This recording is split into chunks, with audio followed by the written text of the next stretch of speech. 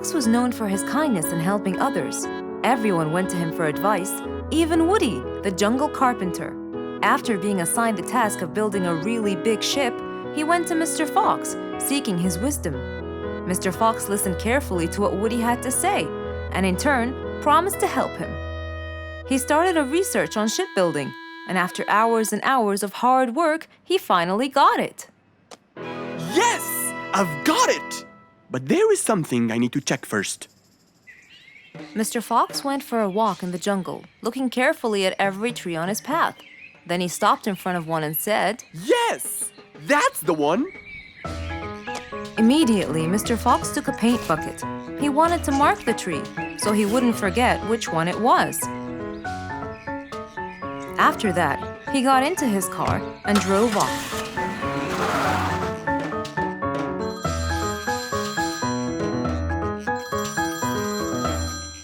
When he got home, he called Woody to tell him that he had found the perfect solution to his problem. It only took a few minutes before... Oh, Woody, right on time. Come on, Mr. Fox, tell me. Okie dokie, come in. I finally figured it out. I never doubted you, Mr. Fox. I was sure you'd be the one to help me find an answer to my problem. Oh, don't mention it. Here you go. These are blueprints. They're guidelines that will help you learn how to build a ship easily. Woody started reading the blueprints thoroughly. He knew most of what was written in it, so he looked up and said, It's a lot easier than I thought. Thank you so much, Mr. Fox. Oh, but Mr. Fox, what about the materials that I'll need to build it? Here's a list of all the materials you'll need. And what about the kind of wood I should use, Mr. Fox? I did extensive reading, and I found out that our ancestors were famous for using teak in the process of building ships, as it's really stiff, strong, and it can also be shaped to have wide planks, which would help the ship to withstand the waves of the sea. But I know you don't know what teak is. Not everyone does. But come along. I think it would be better to show you the tree I found earlier in the jungle. Our jungle? Of course! Everything you dream of can be found in our beautiful jungle. Mr. Fox got into his car with Woody by his side and drove off. They headed towards the tree that Mr. Fox had marked earlier. Here's the tree. Huh? I have loads of that wood in my store, but I never knew that I could use it to build ships. I didn't know about teak either. But with a little bit of research, everything is open to you, my friend. Mr. Fox, I can't thank you enough. I'm really happy right now. I'll never forget what you've done for me. It's my pleasure, Woody. Now that I know what I should do, I'll go back and start building that ship for Nate as fast as I could. Thank you again, Mr. Fox. So, after helping his friend, Mr. Fox got into his car and drove away happily. You know, it's true what they say. A friend in need is a friend indeed.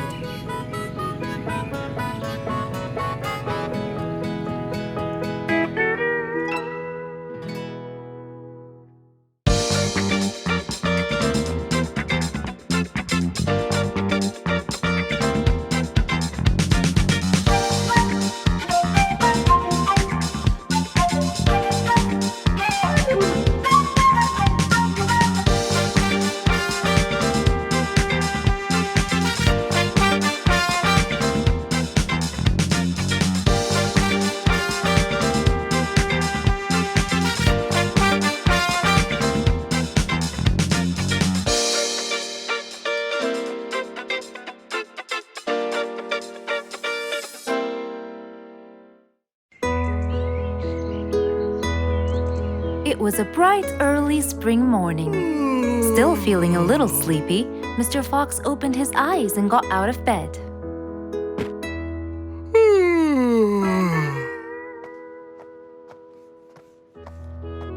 Since the weather was beautiful outside and awfully tempting, Mr. Fox decided to go for a walk in the jungle. The sun was shining, the birds were twittering. It was a very peaceful morning. Well, sort of. Worried that something terrible could have happened to one of the animals in the jungle, Mr. Fox sprinted towards the sound. Are you kidding me? You're the size of an air balloon! Are you making fun of my size, you piece of you? What? Take that back now, you... No! I'll never take it back! This was all your fault! No, it wasn't! It was yours! No! It's always your fault! Now, calm down! Oh, Mr. Fox, I'm so glad you passed by. You're the only one that could solve my problem. Solve your problem? No, Mr. Fox will solve our problem. No way! What you did was a total crime. So not true. You're the one who started it all and injured me, you big... There, calm down. And just tell me what happened. He woke me up. Slow down, one at a time. Mr. Panda, you go first. Thank you. Now, I was walking heading to my house when I realized that for me to get there, it will take me 12 minutes. And I was so tired and sleepy. So I thought about it, and I realized I should just lay here for a while and take a short nap. And just as I was starting to get comfortable, I found little chicklets screaming with the highest pitch into my ears, Mr. Fox. My ears! Can you believe that? Well, that's not a very nice thing to do, little chicklets. Why did you do that? But I didn't, Mr. Fox. And how is that? I was heading to my favorite lake, and I was walking just right behind Mr. Wicks, when all of a sudden, out of nowhere, he decided to lay down and fell to the ground and squeezed my beautiful wing. And if it wasn't for my high-pitched voice, I would have been dead by now. Well, that was pretty dangerous, Mr. Wicks. What should I do, Mr. Fox? I was really tired and I needed my nap. So I took it. What should a panda do to take his nap? Can't you just wait till you reach your own house? Or at least look behind you before you decide to fall down? My house is 12 minutes away, and all the walking had already stolen away all my energy. I had to take a nap to recharge. I can't keep on walking forever. Then look behind you or sleep next to a tree or something. Why don't you watch where you're stepping? It was a very troubling matter indeed. The little chick almost got crushed. But Mr. Wicks didn't mean it. He was just so tired that he fell asleep. Right? Mr. Wicks, answer me. Did you intend to squeeze little chicklet's wings? Of course I didn't. Were you aware that you were going to take a nap in the middle of the road? Actually, I vividly remember. I walked to the tree side first, but when I woke up, I found myself in the middle of the road. How many naps do you need per day? From 5 to 7, I would say. Did you take a nap before you decided to head home?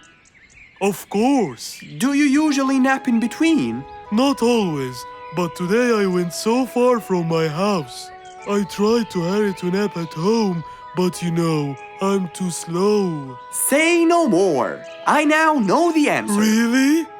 Yes. Worry no more, little chicklets. From now on, Mr. Wicks will always nap at his own house. Just a second.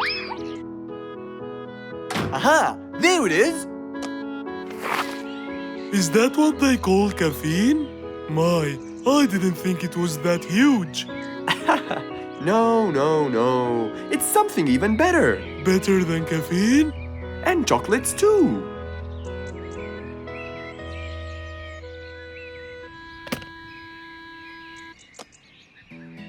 Wow! Rollerblades! So you'll be able to move fast and reach your house as fast as you can. Oh, can I try it now? Sure you can. Wow!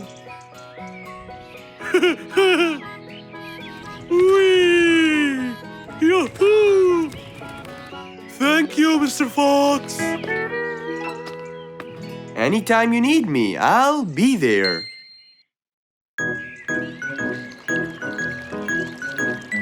It was a nice warm autumn day. Mr. Fox was doing his morning exercises, sit-ups, push-ups, and running on the jungle track. A very refreshing start to the day.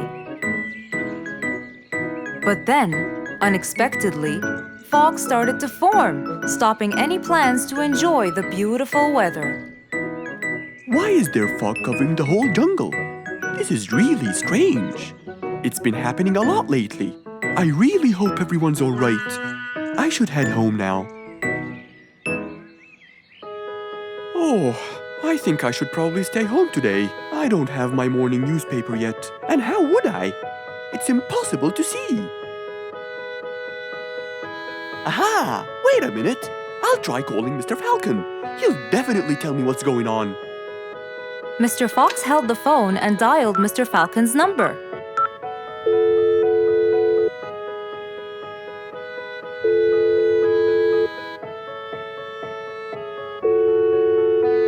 Oddly enough, there was no answer. I guess he's not home. Maybe I can reach him on his walkie-talkie. As Mr. Fox went to look for his walkie-talkie, he heard a loud knock on the door. Huh? I thought everyone stayed home in this weather. Who could it be? Puzzled, Mr. Fox went to open the door. He was taken by surprise. It was Jack the horse. He stood there holding a briefcase and looking smart. Jack was a very busy business horse. He was always rushing to keep a tight schedule. But today, something seemed off. He looked like something was bothering him. Oh, Jack! What a nice surprise! It's been a long time since we met. How have you been? Come in. Thank you, Mr. Fox. But I don't want to waste any more time. I'm on a very tight schedule. Of course. Can I bring you... I don't have time. I just needed to talk to you urgently, Mr. Fox. Have a seat, please. And as you know, time is money. Wait. Hold on. First, tell me how you managed to get here in this bad weather. There's no time. I'm so busy, and I need your help with something important. All right, tell me what's the matter.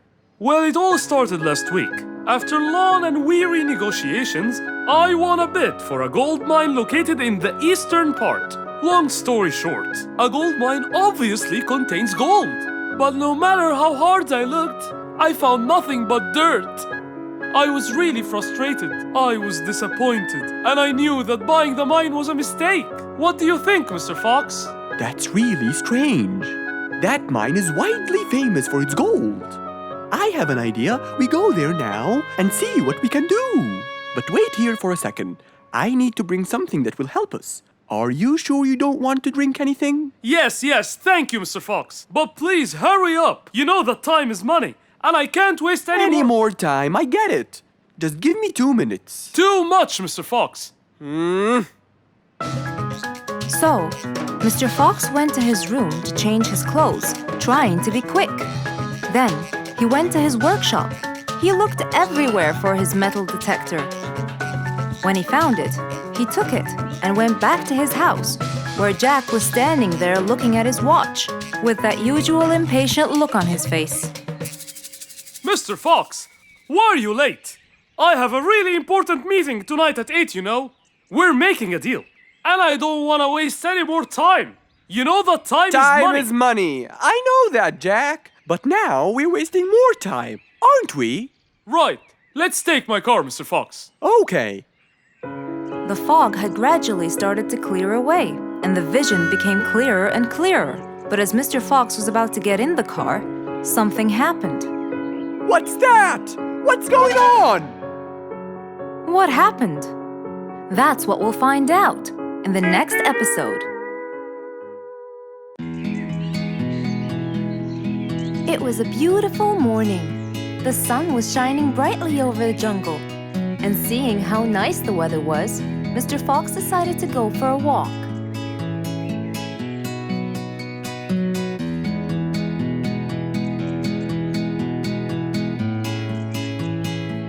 The birds were twittering, the bees were humming, and the flowers smelled pretty.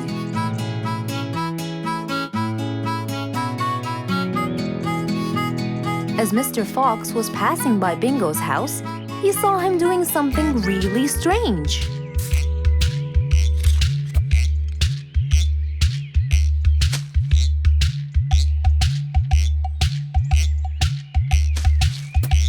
Bingo! What are you doing? I'm storing my favorite fruits to eat during the winter. But you can't just bury them. They'll soon rot. But what can I do, Mr. Fox? They only grow in the summer, and I love to eat them so much. Mr. Fox thought about it for a while. What could he do to help Bingo?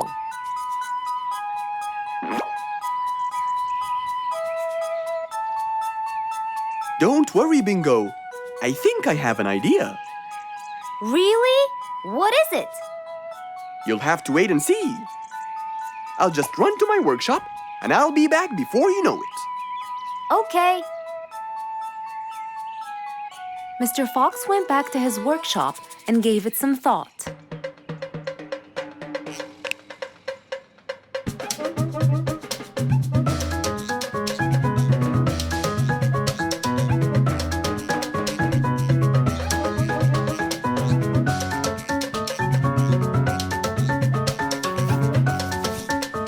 After calculating all the details, he started to gather the things that he needed.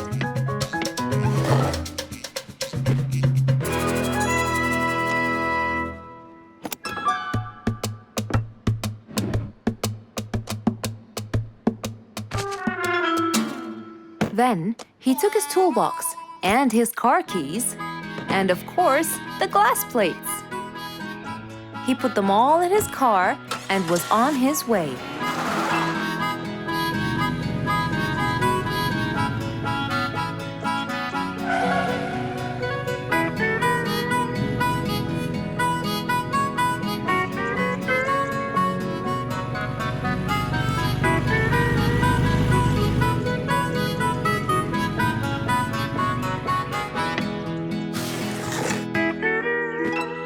What's all this for? It's a surprise. I can't wait.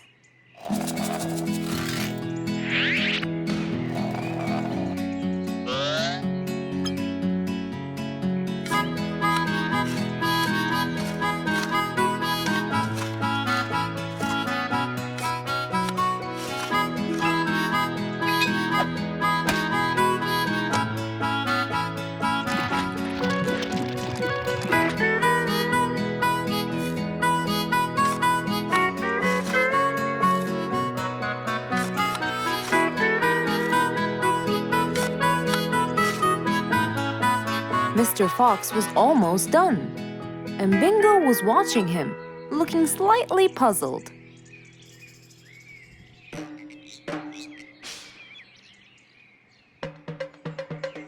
Here you go. You'll never miss pineapples again. So I can store them in here? No. You'll grow them in there. This is called a greenhouse. But it's not green, it's transparent. No. It's called green because we can grow green plants and fruits inside it whenever we want. Oh, so now I can have pineapples whenever I want? Yup. Anytime you want. Awesome! Thank you, Mr. Fox. Glad I could help. Here, this is for you, Mr. Fox. It's the best one I've got. Oh, that's very nice of you, Bingo. I love pineapples. Now you and I can eat them anytime we want.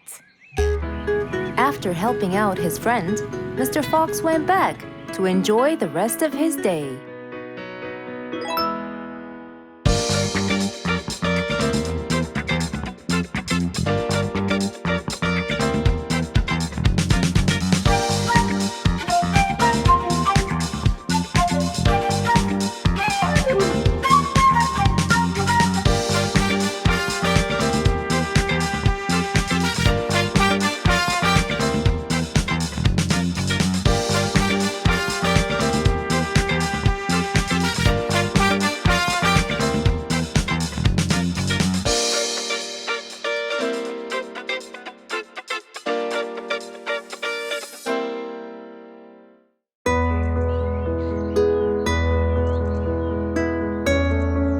bright sunny morning, as Mr. Fox was having his morning coffee and reading his newspaper in the balcony, his phone rang.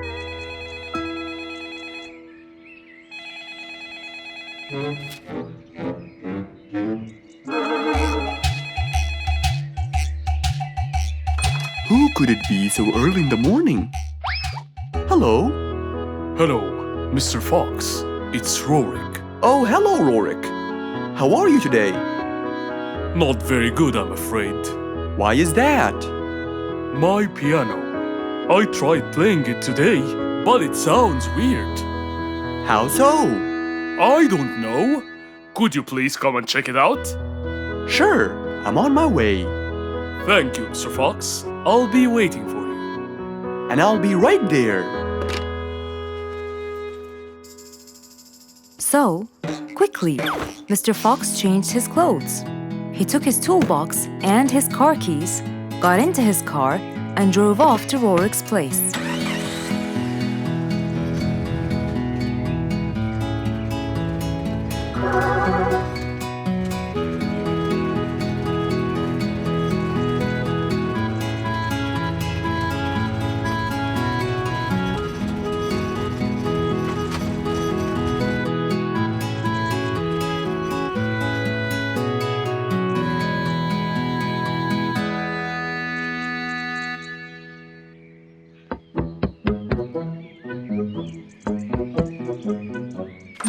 Hello, Mr. Fox. One moment, please.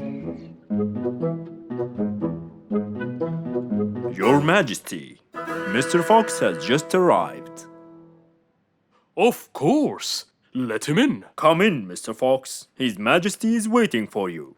Good morning, Rorik. I came right away. Oh, you're here, Mr. Fox. Please help me with my piano. It's the only thing that comforts me. Don't worry, Rorik. I'll see what I can do. Mr. Fox started to check the piano. He tried playing a few notes. What is it, Mr. Fox? Is it broken? Mr. Fox, please answer me. It sounds horrible. It's not broken, Rorik. It just needs tuning. Do I have to buy a new one? No, Rorik. It's very simple. I can tune it for you. Really? Thank you, Mr. Fox. I almost had a heart attack. However, Oh no, not that word. I'm sorry, but it might take a while. Oh, it's okay. I can wait. Okay then, I'll get started. Please, Mr. Fox, do your best. It's my everything. Don't worry, it'll be good as new. Mr. Fox opened his toolbox, grabbed a few things, then started to work.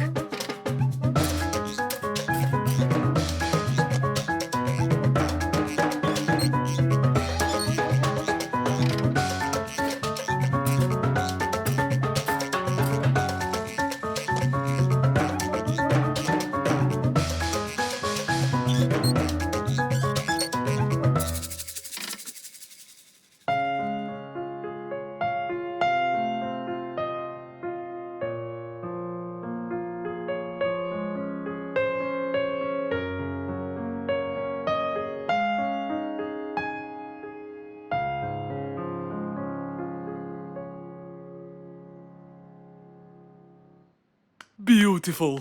It sounds beautiful. Told you everything will be alright. I can't believe it. Thank you so much, Mr. Fox. Anytime, Rorik. And with that, Mr. Fox's work was all done. He waved goodbye and drove along happily. He had helped out a friend once more. For helping each other is everything you could ever wish for.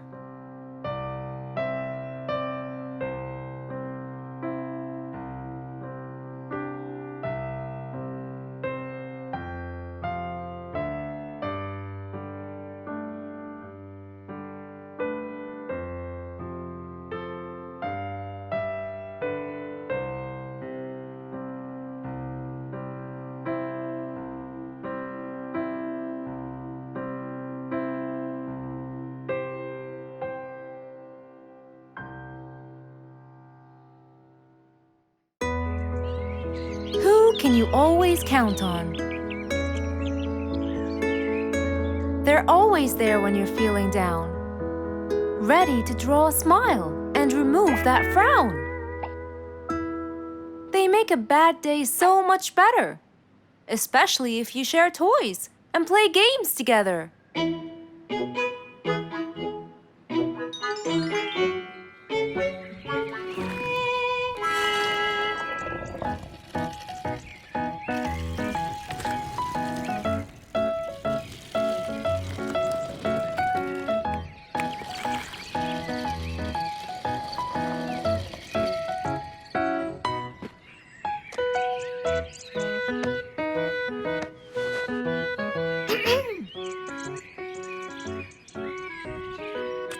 Officer Sherlock Fluffs? I'm with you, Officer Poppy Holmes.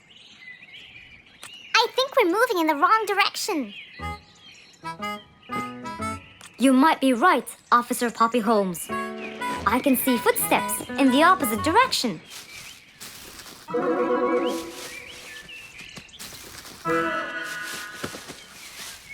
Officer Sherlock Fluffs! I think someone is after me. Run, officer! Run!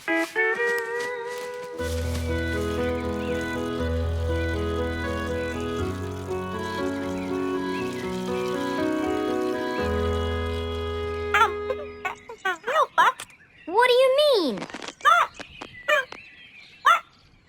Poppy! Poppy! You there? Poppy! I can't believe we lost the connection. Poppy! Poppy, where are you? Filled with worry, Fluff searched and searched for Poppy, but he couldn't find her anywhere.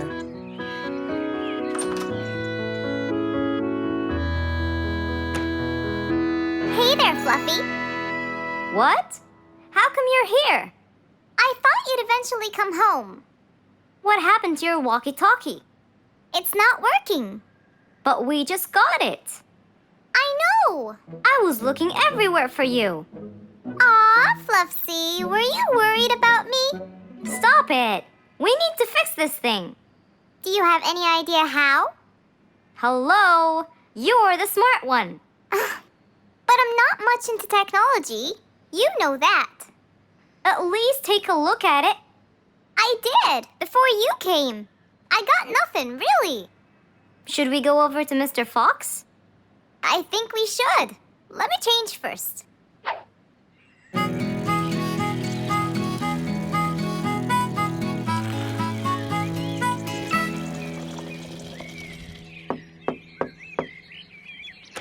Hello. Hey!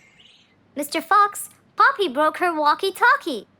I so did not. Don't fight, you two. Show me your walkie-talkie. Maybe I'll be able to fix it. Here. But I promise I didn't break it. I'll go to the workshop and see what's wrong with it. Thank you, Mr. Fox. Sure. You really think I broke it? Why else would it stop working? But I didn't. Well, I kind of think you did. You're unbelievable.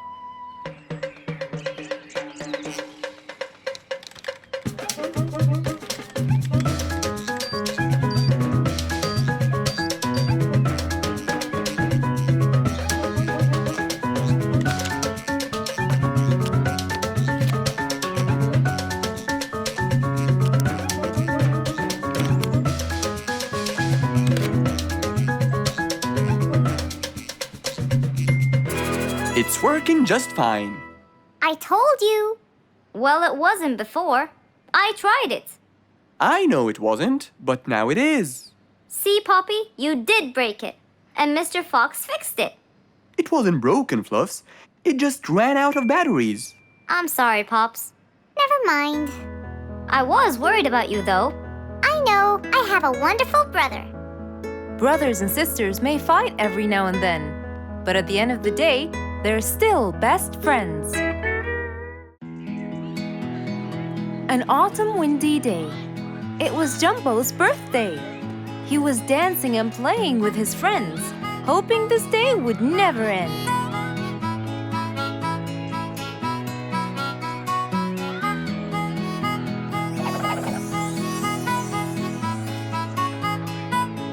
Everyone ran to hide all the same. But Jumbo slipped and fell. And that was the end of the game. All the animals heard the fall, but Mommy Jumbo ran before them all. Jumbo!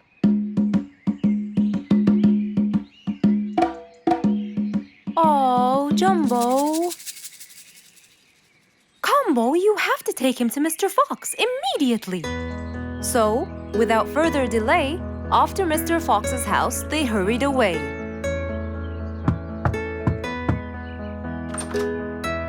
Hey, Mrs. Combo, what's wrong? Help me, Mr. Fox. Jumbo is ill. Oh, please, come in.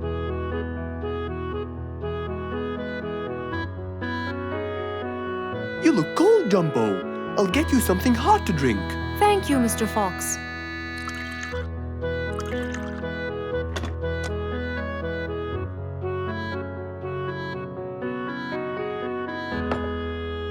We were celebrating Jumbo's birthday. Oh, happy birthday, Jumbo. Thank you, Mr. Fox. But as he was playing with his friends, he slipped and fell into the pond. He started shivering and sneezing. I feared he might be sick, so I thought I should bring him to you, just in case. Well, why don't you lie down, Jumbo, and let's take your temperature. Open your mouth. Say ah. Ah. Fever, stuffy nose, red dots all over his trunk. It's definitely sniffles. Oh my, sniffles? Don't worry, Mrs. Combo. It's just a sniffles fever. It will go away. All you need, champ, is some rest and just one pill of antidote. And when you're better, you can go back to play with your friends. Thank you, Mr. Fox. After thanking Mr. Fox, Mrs. Combo took Jumbo back home to let him rest.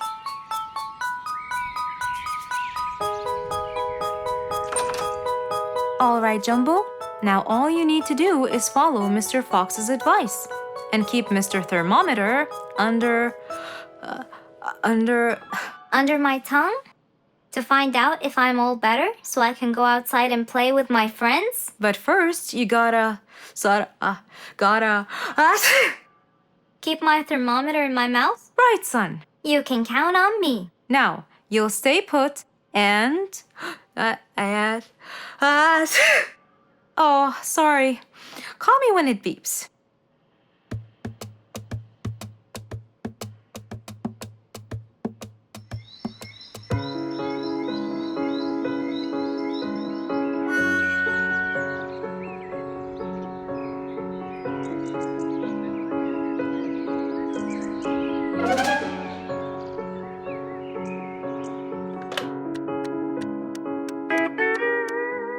Hello, Frisky. How are you? Hi, Mr. Fox. Roo and I were playing and I'm about to win. Listen, Frisky. I'm going to visit Jumbo now and check on him. I'm sure he'd be really happy if you and Roo come with me. What do you think? Great idea, Mr. Fox. I want to check on him too. We'll meet you there. As agreed, Mr. Fox met Frisky and Roo at Jumbo's house. I'm coming.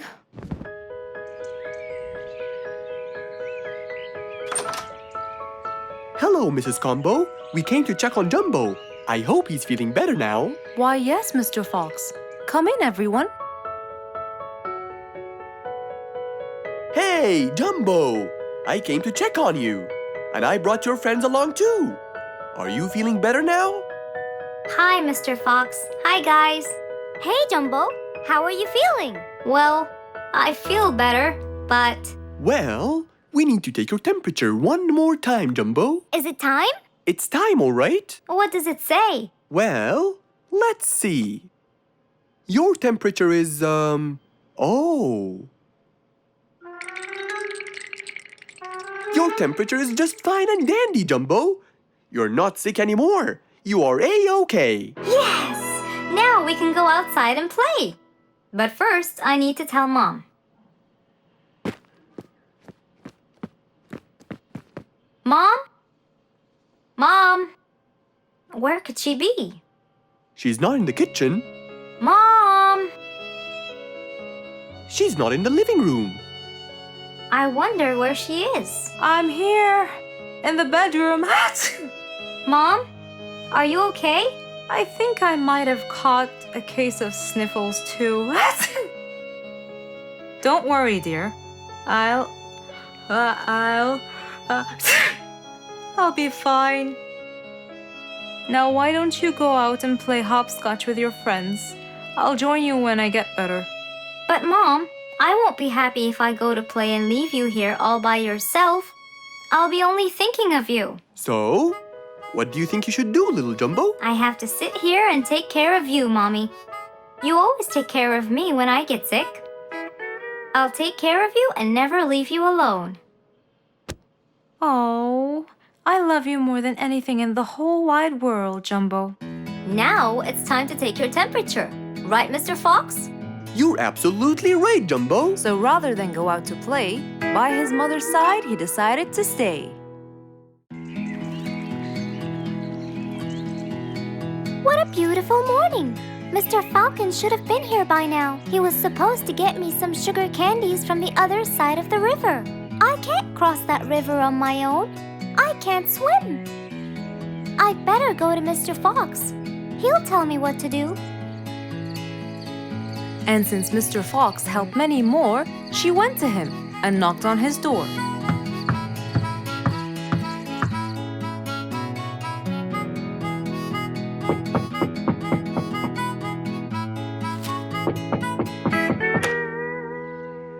Who's there? Over here, Mr. Fox. Oh, little Auntie Lou. Welcome. Please come in. Thank you, Mr. Fox.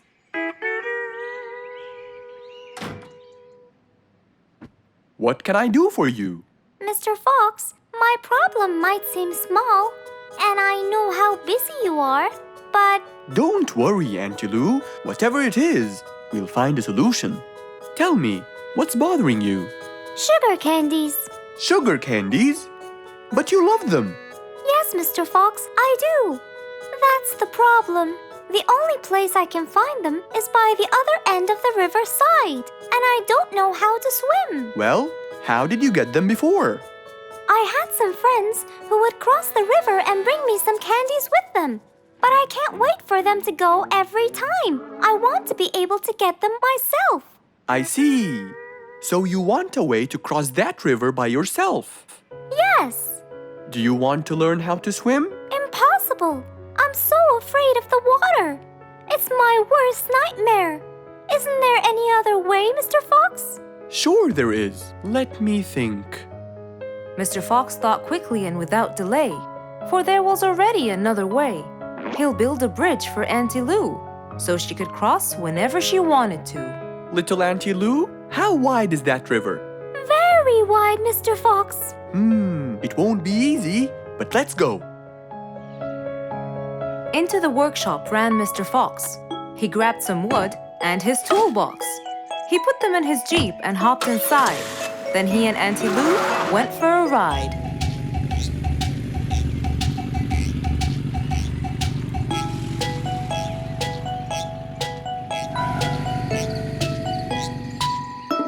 Little Auntie Lou, that's not a very wide river. But it is to me, Mr. Fox. You're only saying that because you're too big. Maybe you're right. Little Auntie Lou, let's get started.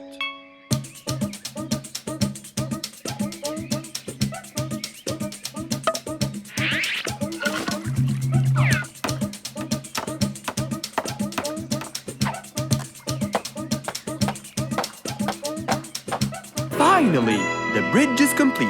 Mr. Fox, that's exactly what I wanted. Thank you so much. I'd better be on my way to collect the sugar candies. I've always dreamed of this.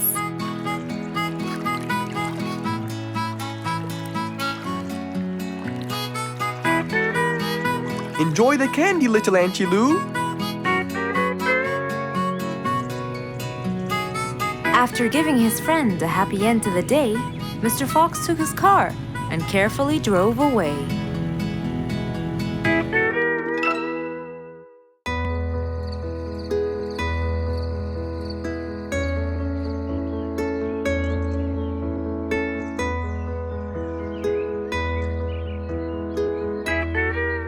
It was a bright, early morning. Mr. Fox woke up and went to wash his face.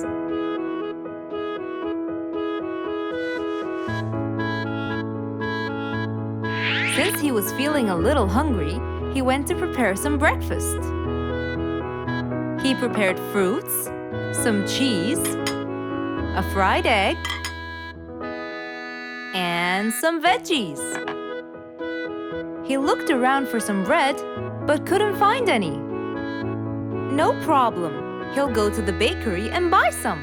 I guess I need to buy some bread from Mrs. Flute's bakery. Then I can have my delicious meal.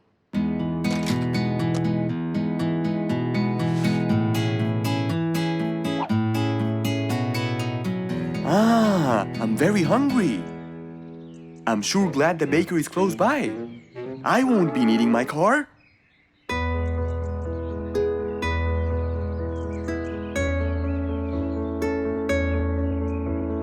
Mr. Fox decided to walk to the bakery. He really enjoyed the early morning breeze. And on his way... Good morning, Mr. Fox! Oh, Mr. Falcon! How are you? Are you getting enough sleep? Yes, I can sleep most anywhere now, and it's all thanks to you, Mr. Fox. Glad to hear that, my friend. See you around.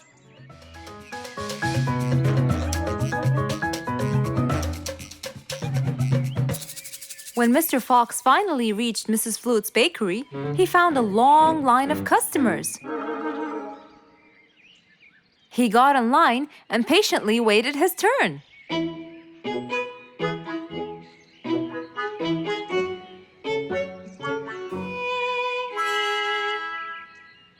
Wow, looks like everyone wants bread. Slowly, the line was moving up, and Mr. Fox got closer and closer till he finally reached the counter, where a very tired Mrs. Flutes was waiting. He was her last customer. Hello, Mr. Fox. Here you go. Hello, Mrs. Flutes. You look really tired. Yes, Mr. Fox, it's becoming more and more exhausting. Why? The number of customers has increased lately after I upgraded both the bakery and the quality of the bread that I produce. That's great. I know it's great, Mr. Fox, but the thing is, the rate of bread production is really low. Well, compared to the number of customers, that is.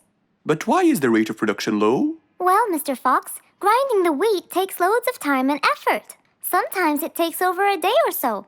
That's basically why everything else gets delayed. What should we do to solve this problem? Okay, Mrs. Flutes, I will head home now and eat my breakfast and try to think of a solution. And I'd like you to pass by my house tonight. I'm sure I'd figure something out by then. Really, Mr. Fox? I can't wait to hear your solution. I'll come by your house as soon as I get off work. Okay, see you later, Miss Flutes. See you later, Mr. Fox. Mr. Fox went back home to have his breakfast. Miss Flute's bakery is truly the best. I have to solve this problem or she won't be selling any more delicious bread. With that in mind, Mr. Fox went to his workshop to give it some thought.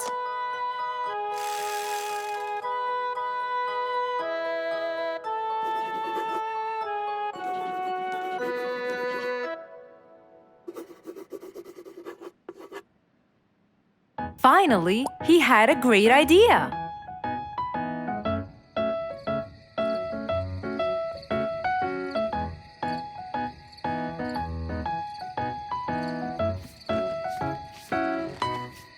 That was a long day. I should head straight for Mr. Fox. I'm sure he would have solved my problem by now.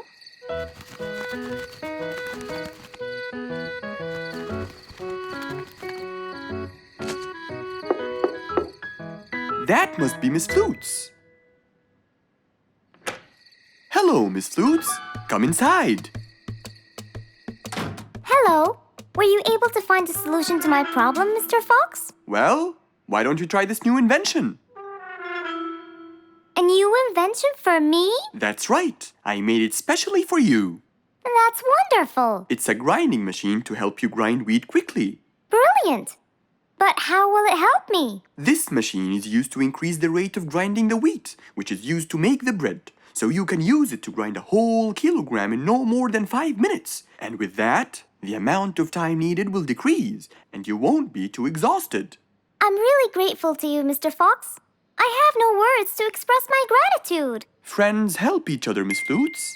You're really kind and generous, Mr. Fox. I want you to start using this new device tomorrow, and I will call you to check in every once in a while. Okay, Mr. Fox, I will. I'll be going now. Thank you again. Goodbye, Miss Flutes, and have a good night. And so, Mr. Fox waved goodbye to Mrs. Flutes. Then, he sat on his comfortable sofa. He looked out his window and admired the jungle he lived in for so long. He happily thought to himself, I love helping my friends.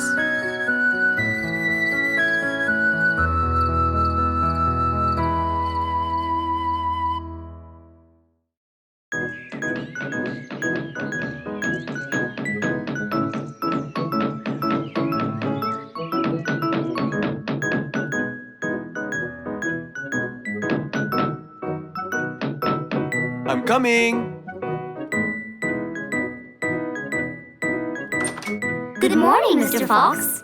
Hello, my friends. Come on, let's go to the backyard. We can't wait to hear the rest of the story. Slow down. I can't understand you. I'll tell you, Mr. Fox. We came running here to listen to the rest of the story. Ah, okay then. What are we waiting for? Let's start now. Mr. Dumfrey, you have no idea how much you've helped us. We're really grateful for your ears, you know. Thank you very much. I'm always honored to help everyone, sir. Wait, I sense vibration in my ears from that direction. Huh? Follow me. Here, something is definitely here. Speeder, come quickly. We'll start digging.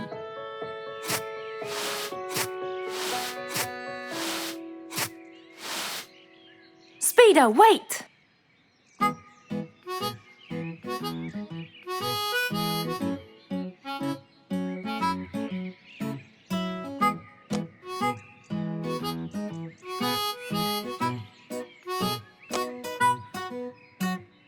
Wow! This skeleton goes back to the Mesozoic era, the Triassic period to be precise. This is so rare!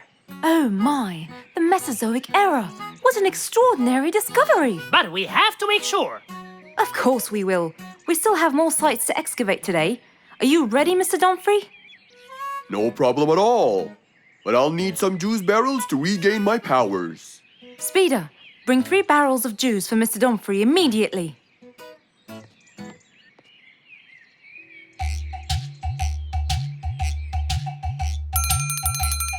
Come on in. I'm glad that I have this high table here. Oh, sorry, you can't stand and talk. You have to sit down to look at my teeth. Well, I really hope that your teeth will help me make the right decision. Don't worry at all. I'm here for your own welfare and saving. I hope so, Mr. Lucky.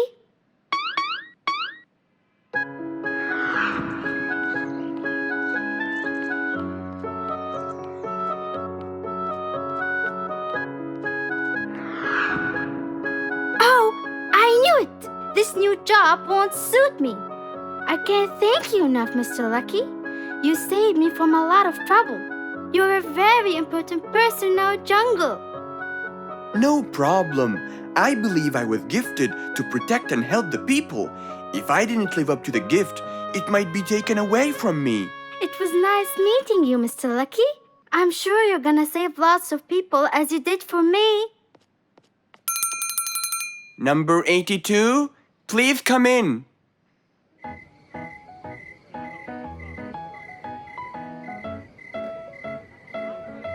Hey, why don't we go to Mr. Lucky? We need to know his final decision. I'm sorry, I can't today. Mr. Dumfrey discovered an ancient site last week, and I really want to go to the opening ceremony. They became very famous. If I want to stay in control, I have to know their weaknesses. Maybe reading about gold will uncover the facts. Hello, Fangs! Long time no see! Last time you came here, you were very young and you came with your mother to buy a book.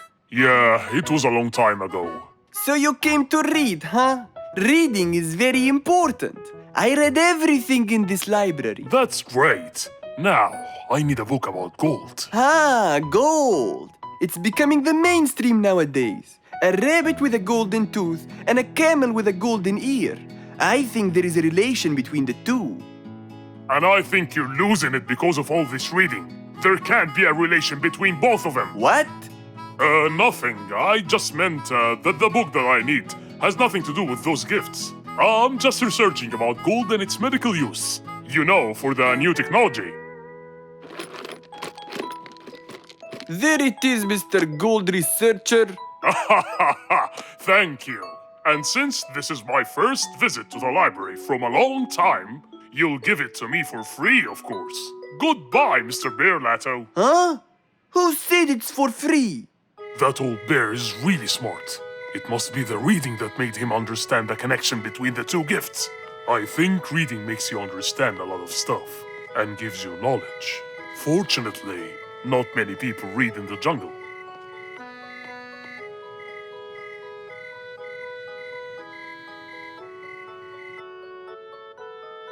Yes, found it. Gold properties. Gold is known for its shine, and to keep gold shiny, scientists use a substance called ammonia. Ah, yes, that's it. Gold brightens and dims. When anyone looks into Lucky's teeth to see their future, it becomes clear as a mirror. And if a mirror is not as clear as crystal, no one will see anything.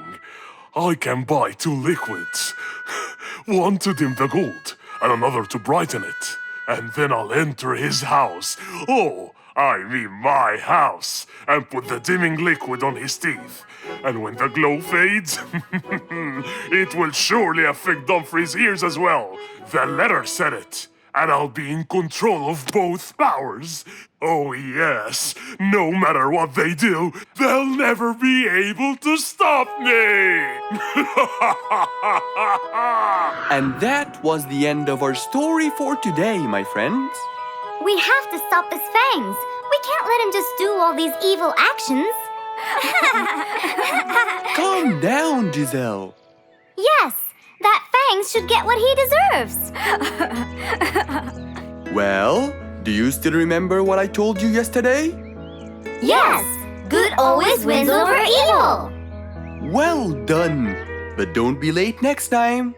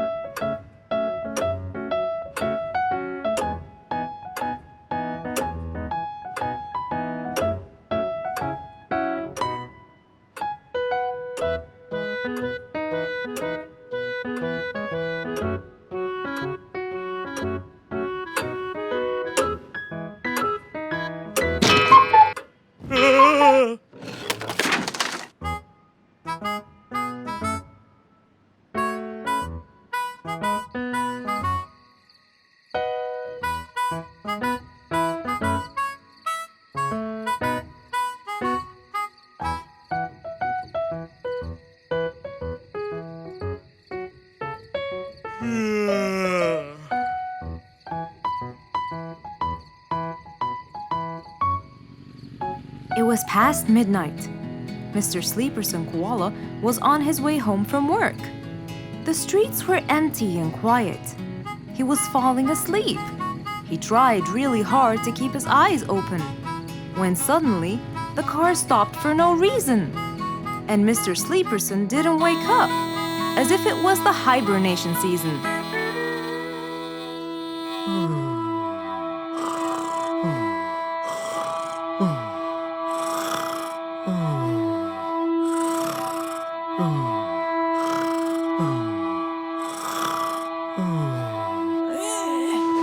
What is that? Mr. Sleeperson fell asleep on his driving wheel. The horn was too noisy for Mr. Fox to bear. He tried to block the sound out, but it was no use.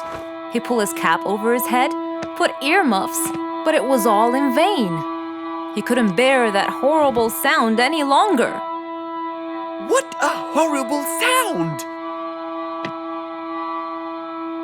Who could it be this late at night?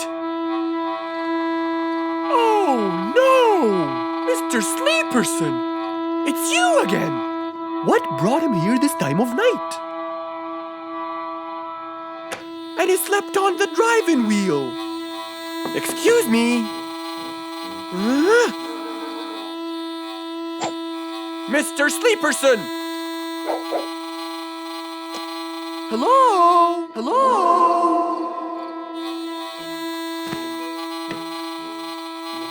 Oh, that's enough! What? Where? What time is it? It's 2 in the morning. And you fell asleep on your driving wheel in front of my house. Oh, Mr. Fox. Hello. Oh my, it's 2 a.m. Oh, you noticed? So how can I help you, Mr. Fox? Help me? Help me? You're the one in front of my house. What am I doing here? I don't know. You tell me. I was fast asleep when I woke up to that horrible sound of your noisy horn. Oops. Sorry. I must have fallen asleep while I was driving again. My bad. Never mind that. Could you please drive all the way to your own house without falling asleep or bumping your head against the horn? Oh, sure, Mr. Fox. Have a good night. Good night. But as Mr. Sleeperson tried to start the car, it wouldn't start. Huh? Oh, man! Oh, Mr. Fox, wait! Help! Now what? The car won't start. Is that so? Can you check it for me, please? Of course! Mr. Fox walked back to the car and started to check it out.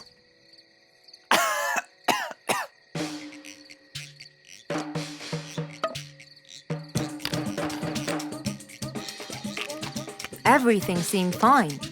However, when he lowered the hood cover, he found Mr. Sleeperson sleeping in the back seat. He couldn't control his anger. He banged the hood cover.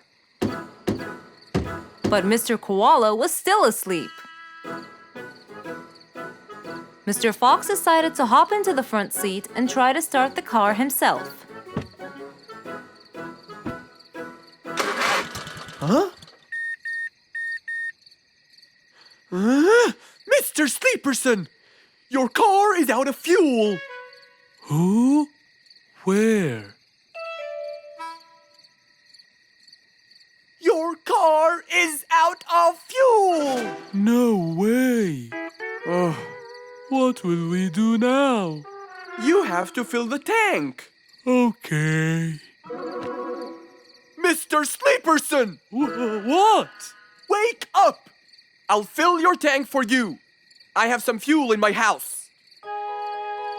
Oh, that would be great.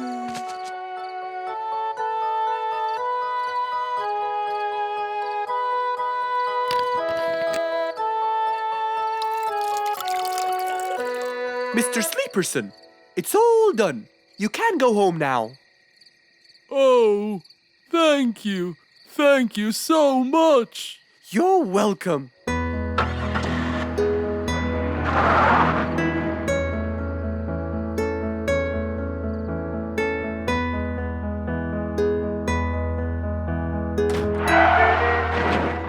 Oh, not again!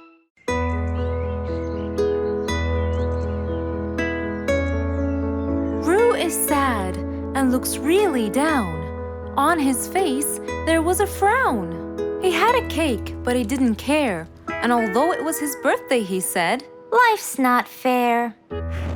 Thank you, Mom. "You're welcome, sweetie." Are you okay? Yeah, I'm fine.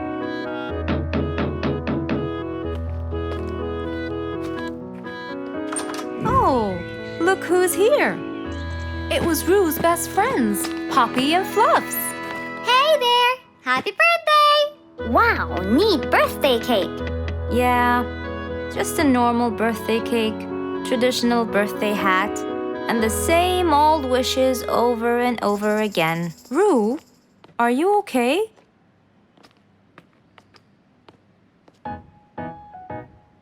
Bad timing, huh? He looks sad. I know, but the cake is still here. Oh, stop it. We have to help him feel better. It's his special day. A little bite won't hurt.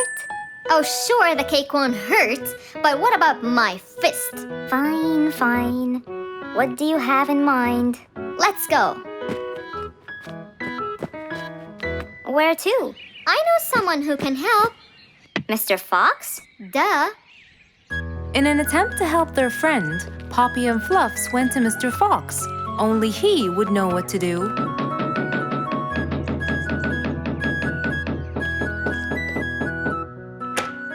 Hey, Carrots. Do you have any lemonade, Mr. Fox? I stopped apologizing for his behavior long ago. You know, Fluffs, he's just Fluffs. It's okay. Come in. Are you sure it's all right? Positive. It's always the right time.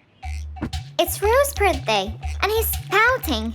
He's bored with the same birthday routine every year. So we want to make him something different this year. Can you help us? Yeah. Unbelievable. You'd think I'm quite believable if you tasted this lemonade. It's awesome. Any ideas, Mr. Fox? What do you guys say? I help you throw him an extraordinary party with a magic show. A magic show? But who's gonna perform the magic tricks? You guys will. I'll teach you. This is the best idea ever. I agree. We'll also bake him a cake. But he says cakes are boring. I can assure you, this one he will like. Sounds like the perfect plan. All right, first, let's bake the cake. It wasn't a very easy task, but all three of them worked hard to make this the best day ever.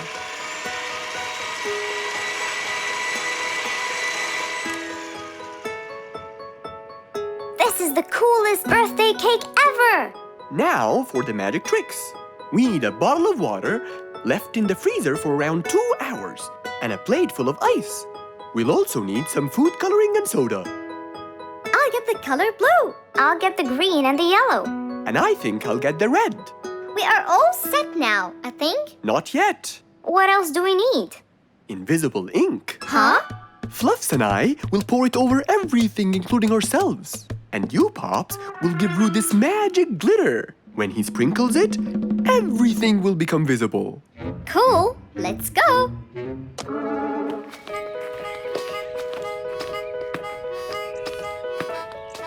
Let us pour the invisible ink now.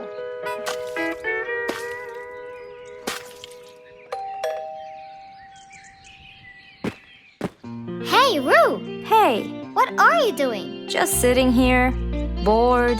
Well, not for long. Yeah, right. Well, think again. Happy birthday. What's this? You have to sprinkle it around to find out. Where? First, on the table. Wow! How did you do that? It's a donut cake! Now try sprinkling all around.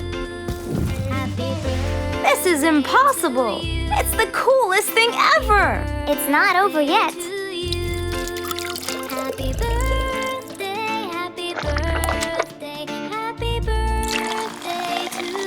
I can't believe you guys did all this for me! All thanks to Mr. Fox. He was a great help.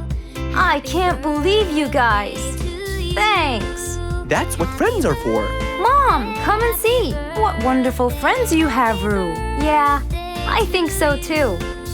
Because of his friends, Rue's birthday was extra nice. One celebration was not enough, so they celebrated twice. One nice spring night, Mr. Fox was sitting in his balcony, relaxing and drinking his favorite juice, when suddenly the phone rang.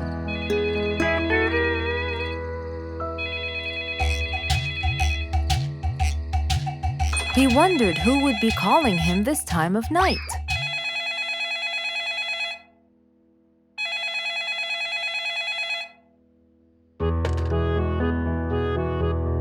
Hello?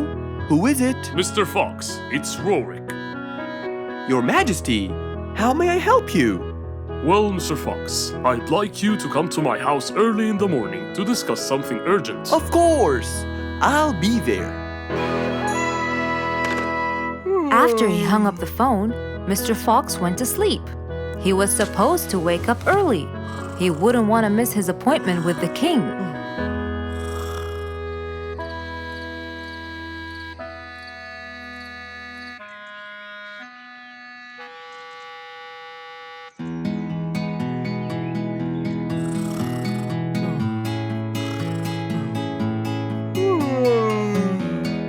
Early next morning, Mr. Fox woke up and went to wash his face. After that, he got dressed and was all ready for his appointment with the king. He got into his car and drove off.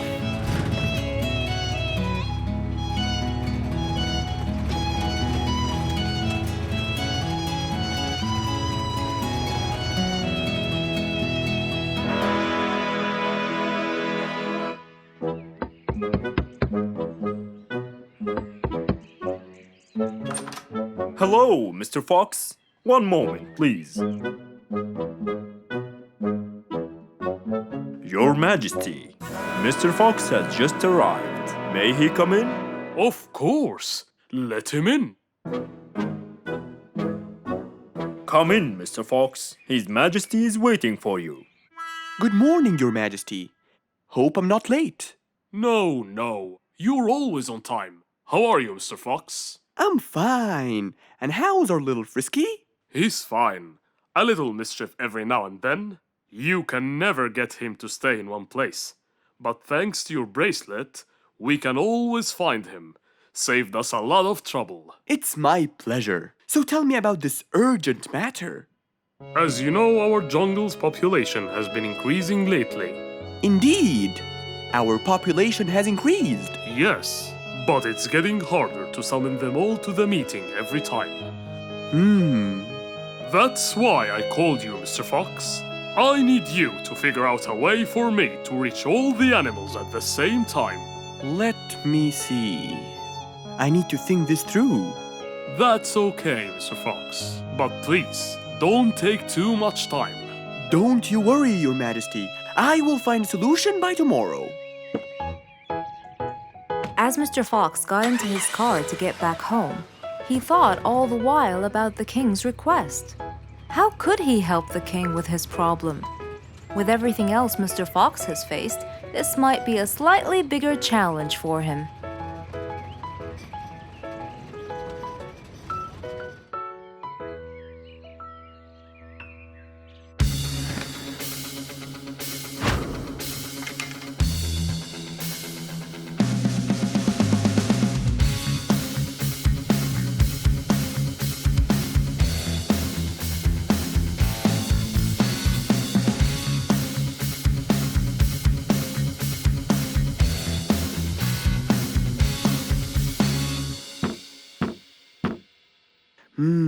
This is more challenging than I thought.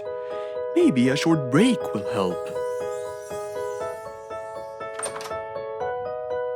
Mr. Fox went back to his house and sat on his sofa.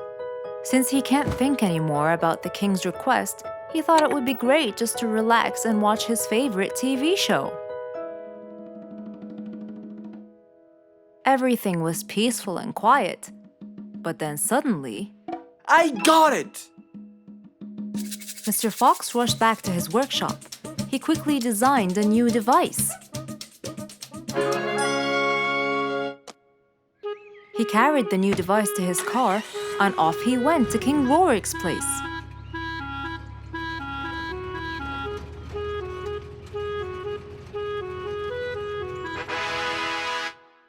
Mr. Fox, I thought you were coming tomorrow.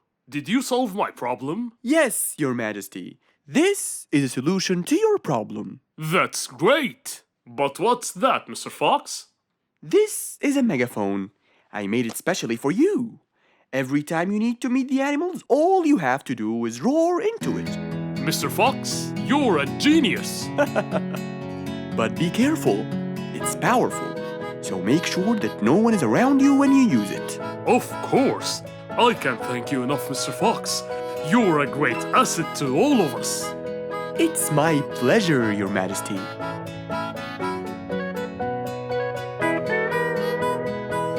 Goodbye, Mr. Fox. Mr. Fox got into his car and waved goodbye to the king. He was feeling happy and pleased. The problem was now solved, and he was able to help out a friend once more.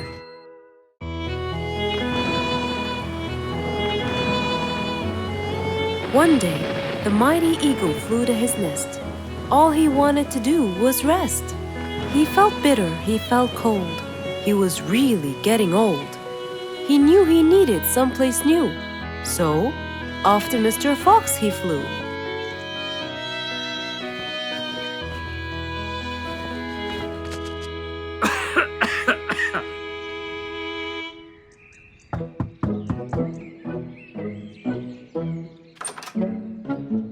Oh, hello, Mr. Eagle. You look so tired. Please, come in. Thank you, Mr. Fox.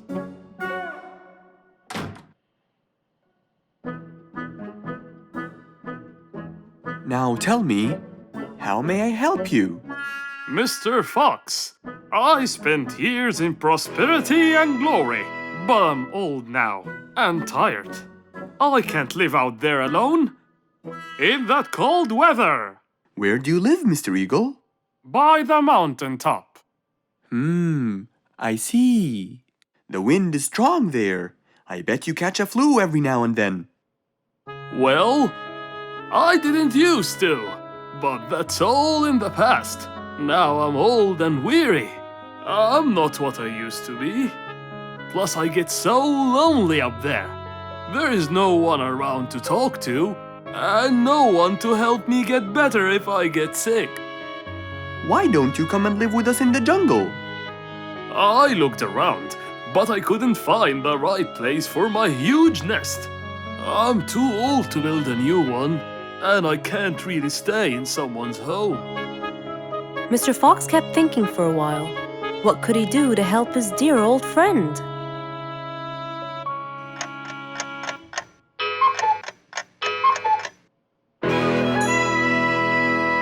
I got it!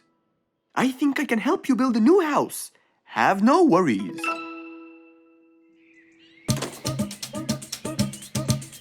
Mr. Fox quickly grabbed his toolbox and hopped into his car. He drove through the jungle while Mr. Eagle flew above him.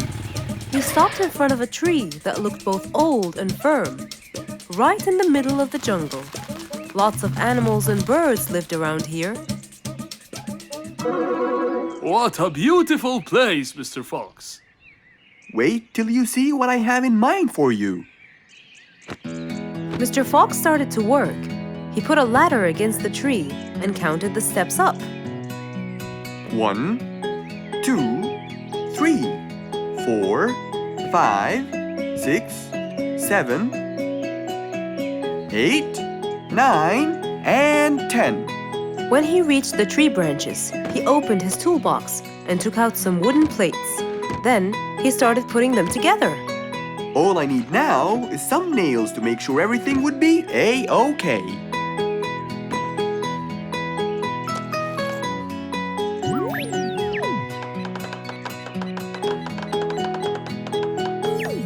We're almost done, Mr. Eagle.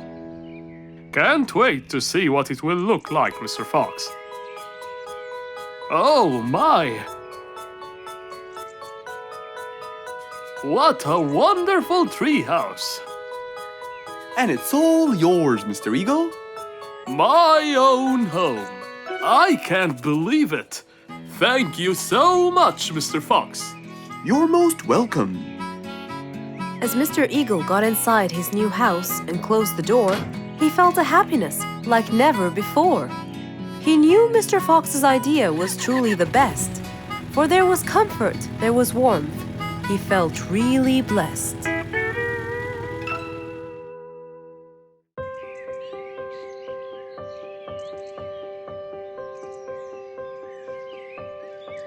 It was a beautiful spring morning. The sun was shining brightly. The sound of the birds woke Mr. Fox up.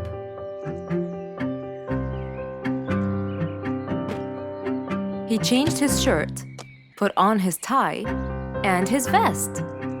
Then he drank his tea. It was delicious. After reading a shop manager ad, he got into his car and drove off.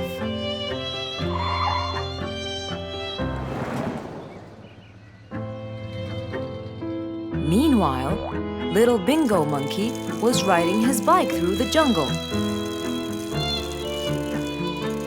He was having loads of fun, but suddenly the bike slipped and little Bingo fell off. Are you okay, Bingo? Hang on, I'm coming.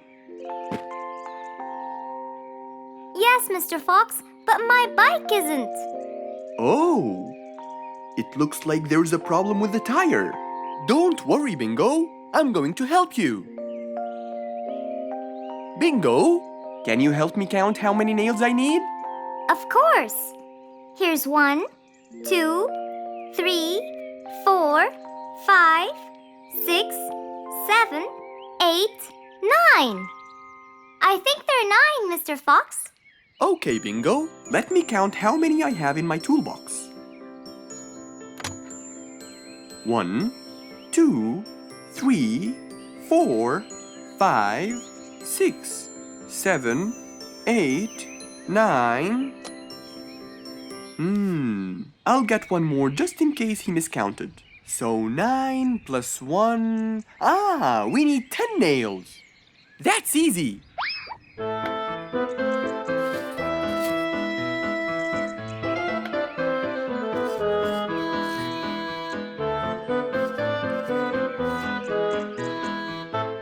Okay, Bingo. It's all done. Thank you so much, Mr. Fox. You've helped me a lot. Come on, give it a go. So once again, little Bingo rode along happily.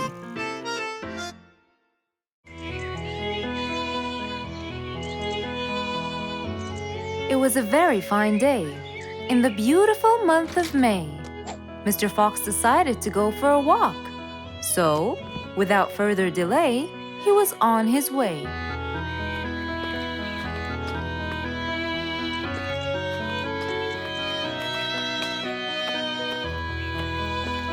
While Mr. Fox was walking, enjoying the sun on the trees, he heard a quarrel at a distance and someone saying, Stop! Please!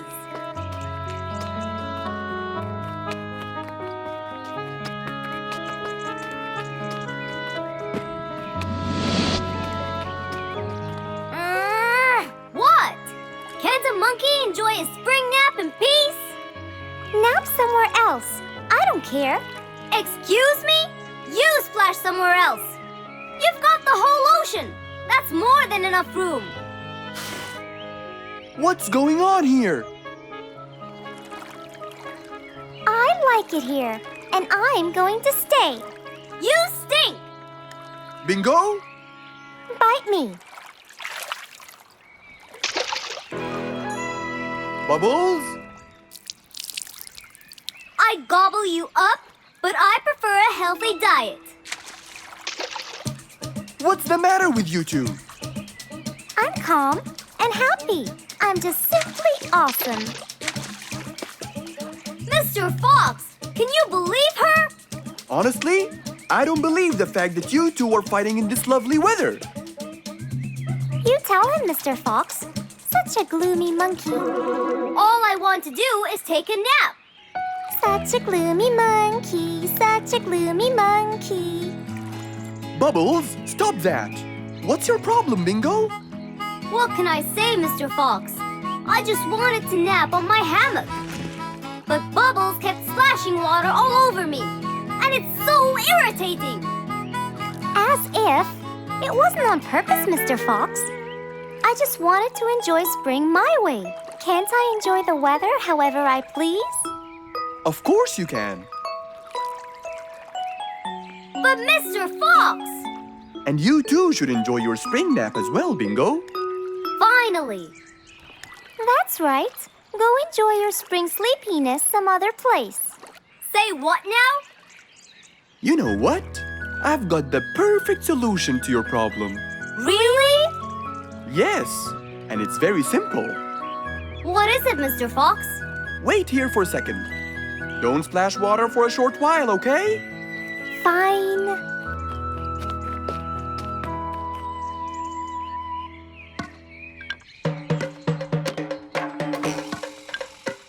The hammock was very close to the lake.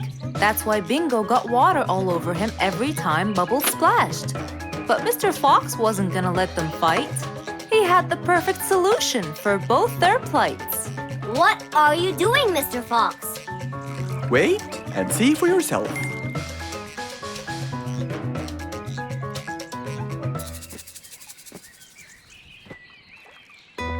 Let's see. First, we'll untie the hammock. 1, 2, 3, 4, 5. Now, we'll go a few more steps up and tie the hammock again. Here's good. There you go. Try it now, Bingo.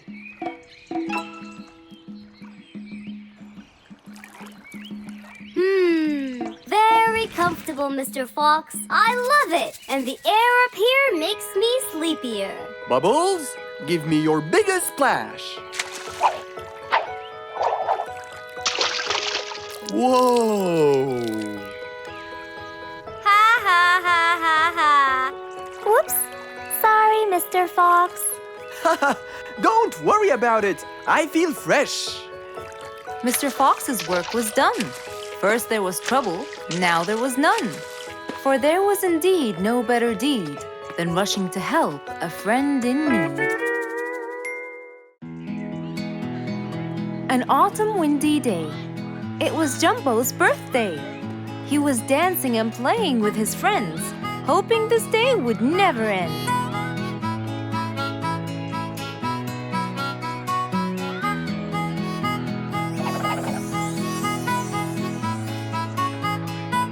Everyone ran to hide all the same, but Jumbo slipped and fell, and that was the end of the game. All the animals heard the fall, but Mommy Jumbo ran before them all. Jumbo!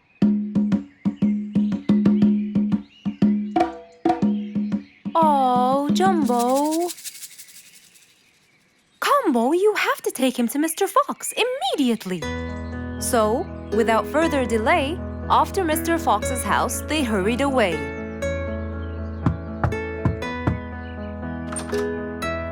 Hey, Mrs. Combo, what's wrong? Help me, Mr. Fox. Jumbo is ill. Oh, please come in.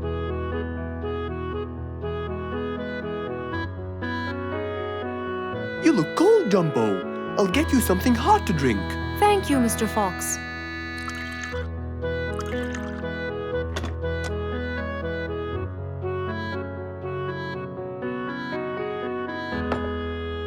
We were celebrating Jumbo's birthday. Oh, happy birthday, Jumbo. Thank you, Mr. Fox.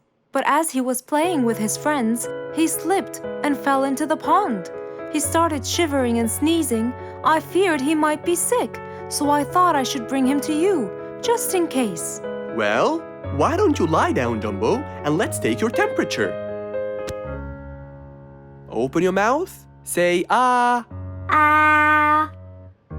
Fever, stuffy nose, red dots all over his trunk. It's definitely sniffles. Oh my, sniffles? Don't worry, Mrs. Combo. It's just a sniffles fever. It will go away. All you need, champ, is some rest and just one pill of antidote. And when you're better, you can go back to play with your friends. Thank you, Mr. Fox. After thanking Mr. Fox, Mrs. Combo took Jumbo back home to let him rest.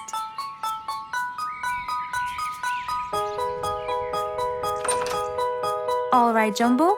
Now all you need to do is follow Mr. Fox's advice and keep Mr. Thermometer under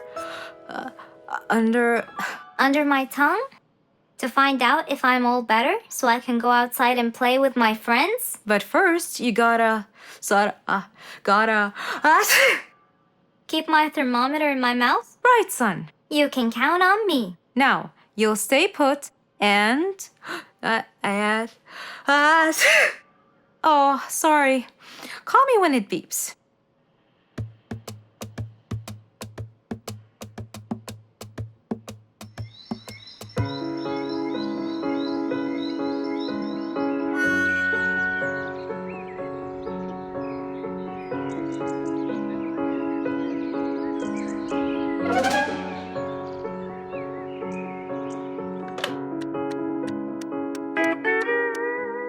Hello, Frisky. How are you? Hi, Mr. Fox. Roo and I were playing and I'm about to win. Listen, Frisky, I'm going to visit Jumbo now and check on him.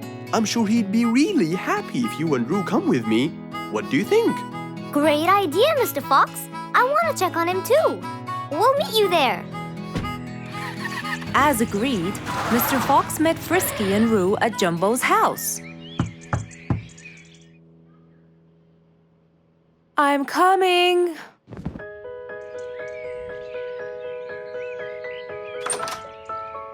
Hello, Mrs. Combo. We came to check on Jumbo.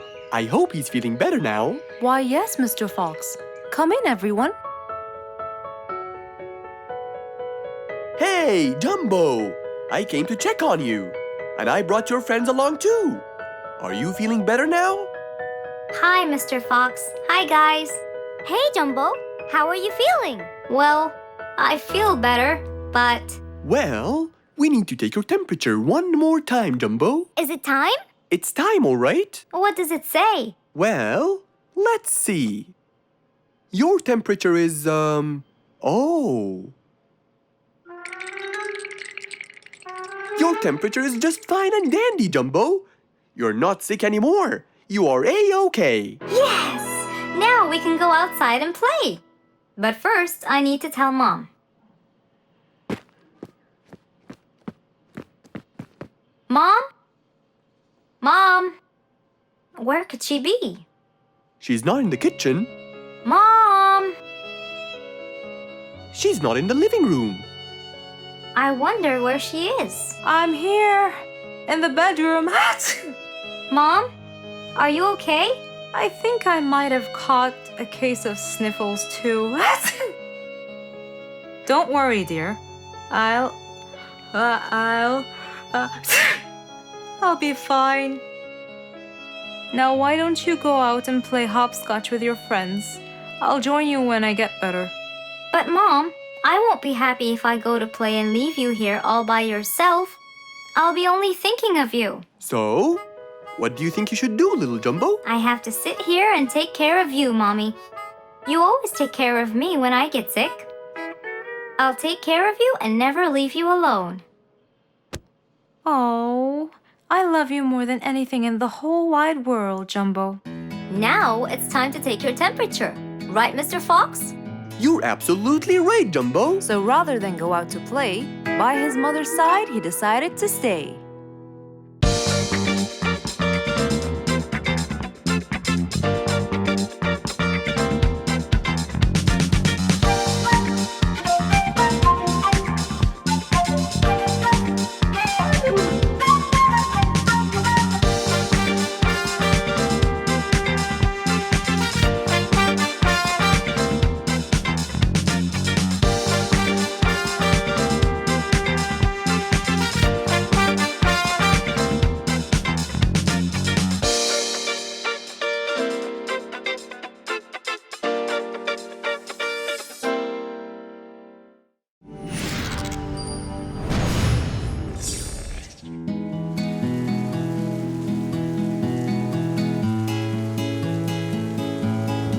One stormy winter night, when most of the animals stayed warm in their beds and turned off the lights. There was thunder, there was lightning, and Woody the Woodpecker found it frightening. He knew he was in trouble, for his house will soon become rubble. Oh no! What am I going to do? I better go to Mr. Fox before things get worse. With a nice cup of hot chocolate, Mr. Fox continued reading his book when the doorbell rang. It was winter. No one would walk in the rain unless they had a complaint.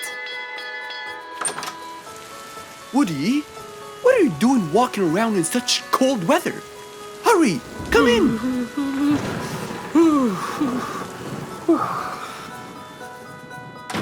Mr. Fox, I know it's cold, and I'm sure my problems will make you feel bored, but I need your help. Of course. Don't worry. Have a seat, Woody, and I'll get you a hot drink. It must have been terrible to go out in that storm. Okay, thank you, Mr. Fox. So, what exactly is your problem? My roof, it gets ruined by the rain. Oh, I keep fixing it every now and then, but now, every winter is a nightmare. here you go, Woody. Thank you, Mr. Fox. So tell me, what happened to your roof? The rain makes it damp. Sometimes I fear it gets too damp. It might fall. Oh, you're right. That's a serious problem. Well, will you help me? Mr. Fox knew he couldn't stop the rain, but he couldn't let Woody's efforts be in vain. There had to be another way. I have an idea. We need to guide the water off your roof. But how can we do that? Well, we need to visit the jungle shop. But first, we'll wait for the storm to pass.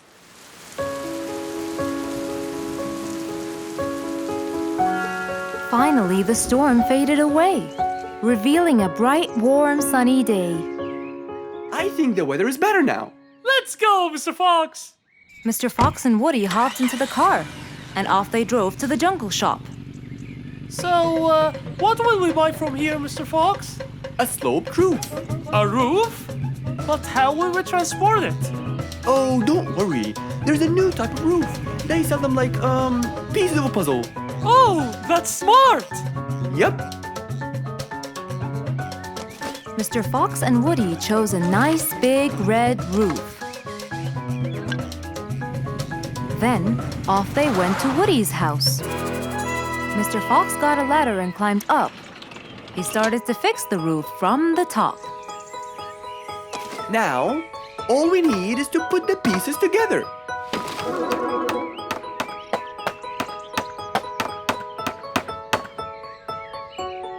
All done. I'm coming down. Wow, it looks great!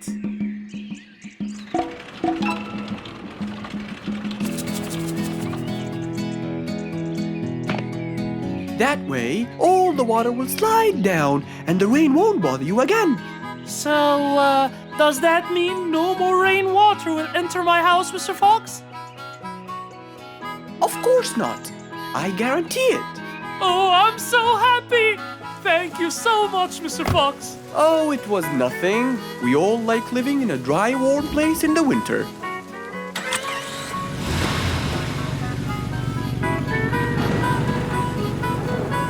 Woody thanked Mr. Fox, for now he could enjoy the warmth and comfort of his house.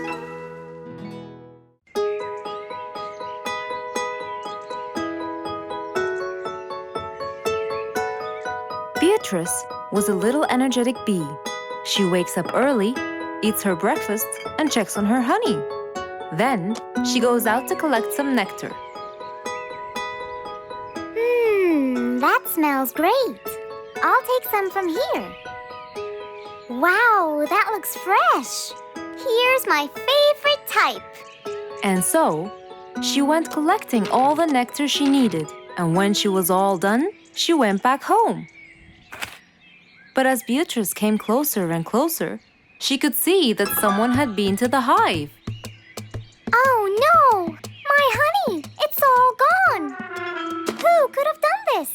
Beatrice looked right and left, but no one was there. Sadly weeping with grief, she went to the place where she might find relief. Oh, Beatrice, how have you been? Mr. Fox! Beatrice, what happened? Someone stole my honey and destroyed my hive. Who would do such a horrible thing? I have no idea. I was out collecting nectar, and when I came back, I found... Calm down now, calm down. I don't know what I should do. Mr. Fox felt sorry for Beatrice. He kept thinking of a way to prevent this from happening again. Aha! I got it! You know who did this? No, but I can prevent this from happening again. Really? Really? Come with me. At once, Mr. Fox ran to his workshop. He grabbed some steel, some wooden plates, and his toolbox. He then hopped into his car with Beatrice by his side and drove away.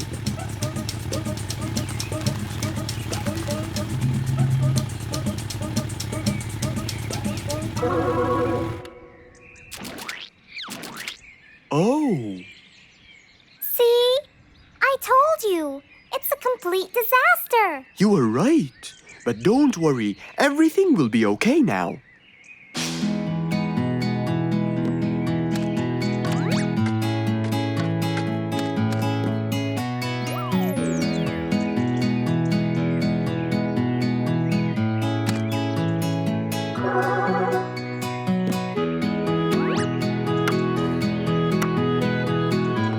Mr. Fox started to work. He got the wooden plates and built a box out of them, which he put on the tree branch. Then he surrounded the box with steel. He made sure the nails went in properly and made a door for little Beatrice. Now, all done. Wow, it's amazing. Thank you, Mr. Fox. There, take this too. And what's this? This is the key to your hive, so no one would enter without your permission. Really? Oh, I can't thank you enough. Don't worry about it, Beatrice.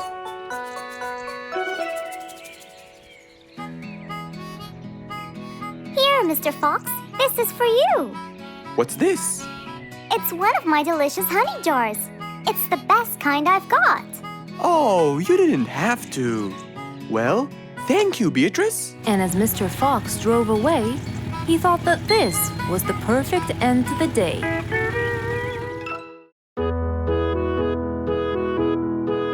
Mr. Fox was known for his kindness in helping others.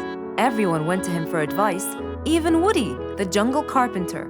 After being assigned the task of building a really big ship, he went to Mr. Fox, seeking his wisdom. Mr. Fox listened carefully to what Woody had to say, and in turn, promised to help him. He started a research on shipbuilding, and after hours and hours of hard work, he finally got it. Yes, I've got it. But there is something I need to check first. Mr. Fox went for a walk in the jungle, looking carefully at every tree on his path. Then he stopped in front of one and said, Yes, that's the one. Immediately, Mr. Fox took a paint bucket. He wanted to mark the tree, so he wouldn't forget which one it was. After that, he got into his car and drove off.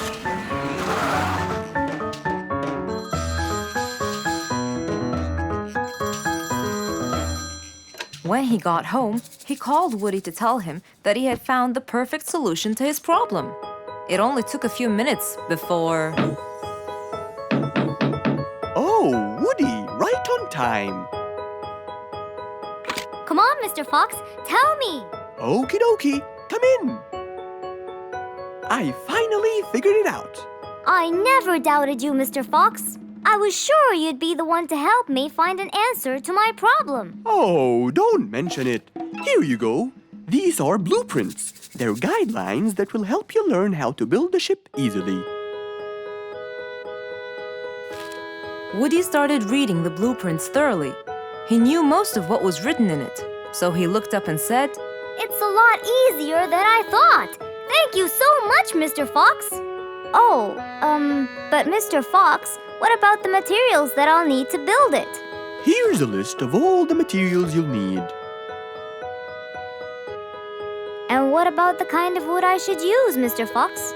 I did extensive reading and I found out that our ancestors were famous for using teak in the process of building ships, as it's really stiff, strong, and it can also be shaped to have wide planks, which would help the ship to withstand the waves of the sea. But I know you don't know what teak is. Not everyone does. But come along. I think it would be better to show you the tree I found earlier in the jungle. Our jungle? Of course! Everything you dream of can be found in our beautiful jungle. Mr. Fox got into his car with Woody by his side and drove off. They headed towards the tree that Mr. Fox had marked earlier. Here's the tree. Huh? I have loads of that wood in my store, but I never knew that I could use it to build ships. I didn't know about teak either. But with a little bit of research, everything is open to you, my friend.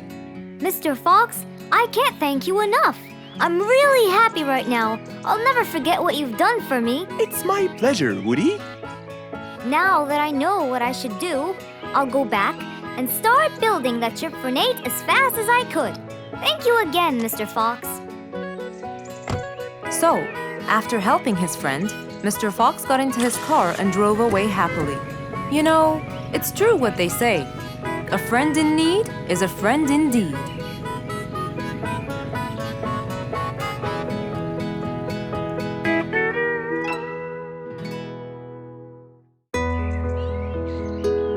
It was a bright sunny day. Mr. Fox had had his breakfast and was now out doing his morning exercises. It was then when he saw Woody, who was passing by. Ah, Woody, how are you? Haven't seen you in a while. I really missed you. I'm fine, Mr. Fox. I really missed you. I hope you're doing great. Why does he look so sad? I hope nothing bad has happened. You look a bit down, Woody. Is everything all right? Are you okay? Oh, Mr. Fox, I really need your help with an urgent matter. Don't you worry, my friend. Big or small, every problem has a solution. I assure you, everything will be all right. Oh, I know, Mr. Fox. I can always count on you. Let's go inside. I'll get you something to drink, and then we can sit down and you can tell me all about your problem. Let's go. Woody followed Mr. Fox to his house. There, Mr. Fox prepared something special for Woody to help make him feel better.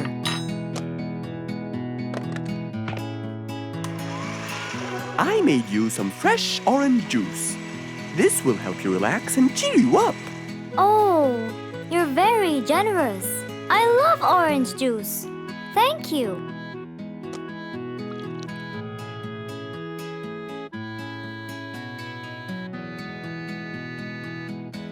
Mr. Fox, I'm really sorry to bother you over and over again, but I had no choice. Oh, no worries, my friend. You know, Mr. Fox, I'm the jungle carpenter. My business has been growing recently, and now I have many customers. Yes, you're a hard worker. You deserve it. I used to build boats for fishermen. I got famous for my skills, especially after I built Nate the fisherman the boat of his dreams. He went and told everyone in the jungle about it. They overwhelmed me with requests. That's fantastic. I'm really glad to hear that. But Nate came to me yesterday and asked if I could build him a ship. One big enough for him and all his friends, as he is planning to go on a fishing trip. It's for a special trip, he said. Yes, I've heard about that. Well, the problem is, I've never built a ship before, and I have no clue what kind of wood I'm supposed to use. I don't know what to do. How will I build him the ship he needs without the proper wood? Will you help me, Mr. Fox? Whoa, that's a serious problem. I'm gonna have to look through my books. Well, you're never too old to learn something new. I could use some time. I'll call you as soon as I find a solution. I will be waiting for your call. I know you'll be able to help me, Mr. Fox. After Woody left, Mr. Fox started his researches on shipbuilding.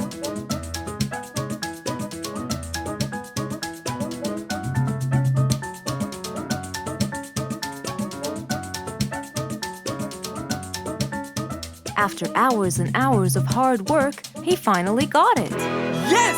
I've got it! But what did he get? We'll find out in the next episode.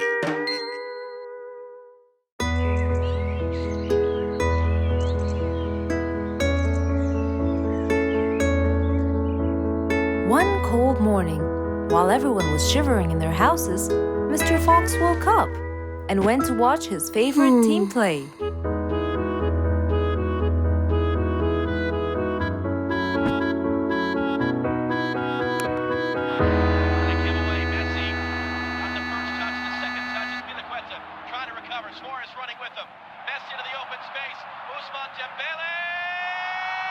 Ah! He's going to win! I wonder who could it be so early? Wait a second! I'll be right there! Good morning, Woody! How are you? It's been a long time since we last met. Oh, Mr. Fox, it has been a while. Tell me, have you finished building Nate's ship? Yes, Mr. Fox. I used teak and bamboo. Nate liked it a lot. He took it out on a trip. He and his friends had so much fun. Great! Mr. Fox, I noticed how beautiful your flowers look. You take really good care of them. Of course! And you know what? I'll tell you everything I know about flowers. Really? Thank you, Mr. Fox. Come in and have a seat while we talk. Okay. Woody followed Mr. Fox inside. Feeling a little cold, he waited patiently while Mr. Fox prepared 2 nice bowls of hot soup for them both. Here you go. Thank you. It's delicious. Glad you liked it. Now tell me, what's bothering you, Woody? How did you know that something was bothering me? I know you all too well, my friend. Okay. You know, it's really nice and warm here. Yes, warm weather helps me think and relax. Well, Mr. Fox, I'm sure you know that I've been a carpenter for a long time now. Of course. And during the winter, my business blooms.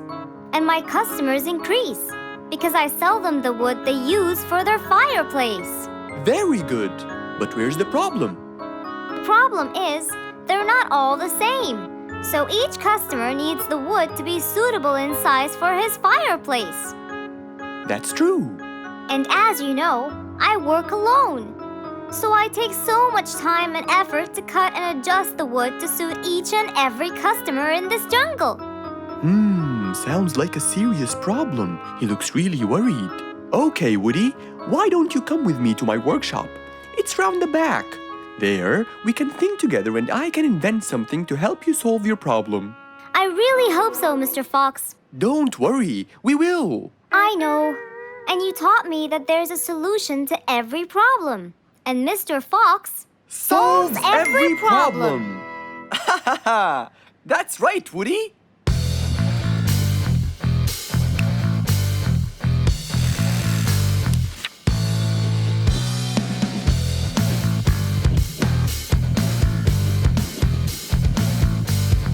I will invent a gigantic wood-cutting machine that has the ability to choose and control the size and shape of your wood depending on what you need. What? Really? Aw, you're the best, Mr. Fox. I'm just going to need some time to build the machine. You got it, Mr. Fox. I'll go get a few things done and I'll come back. Okay, I'll see you then, Woody.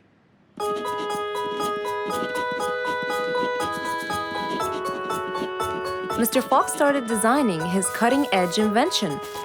He knew that is exactly what Woody needed to help him with his carpenting business.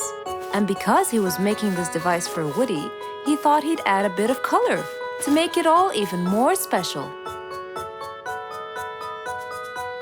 Finally, this is it! Mr. Fox's size-adjusting wood-cutting machine.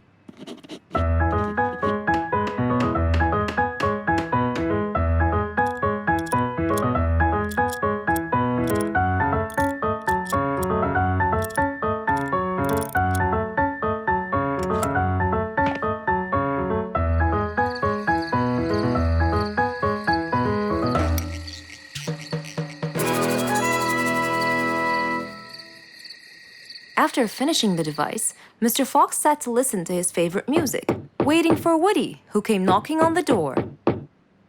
Hello, Woody. You're right on time. Have you finished building the new machine for me, Mr. Fox? Of course I have. It's in my workshop. Let's go see it.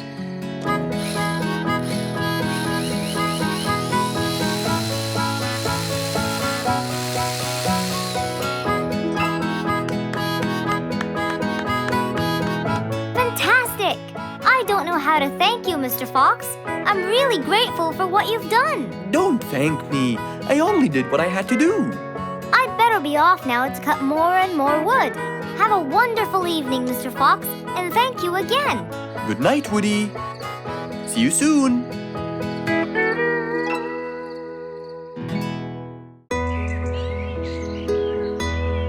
Just imagine if you woke up one day and all your food was gone.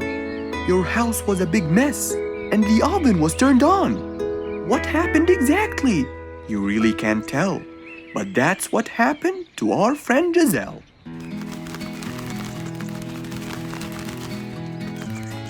It was a lovely morning, just like all others. But when Giselle arrived, she was burdened with troubles.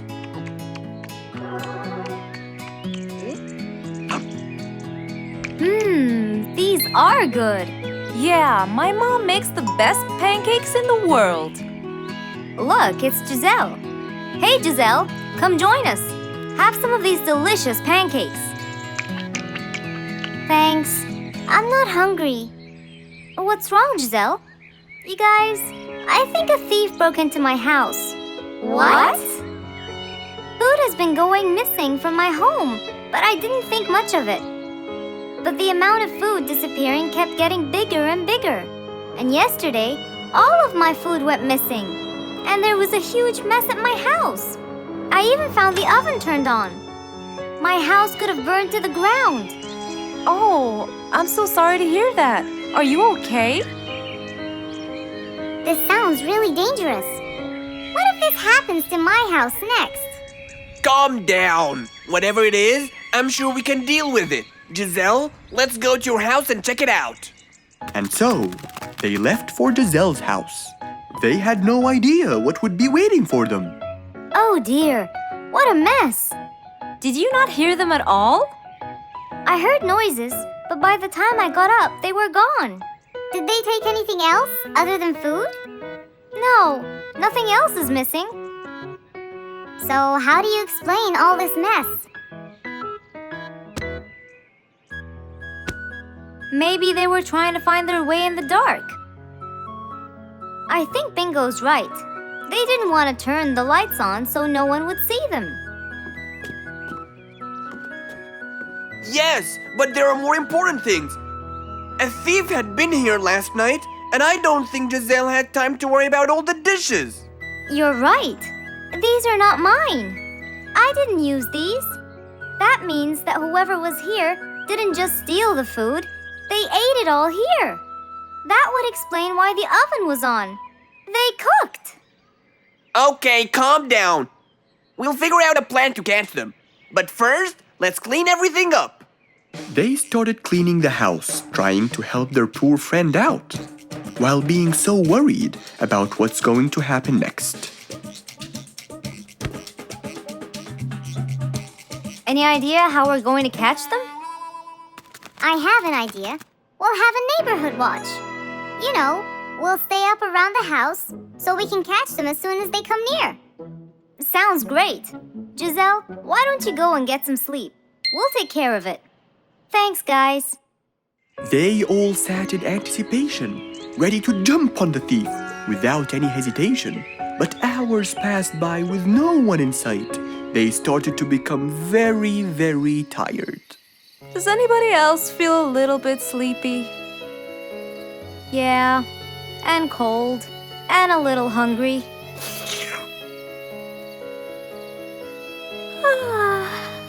Parrot, do you see anyone from up there? No, no one's around. Guys, you can go home! I'll stay here for the rest of the night. I'm not tired.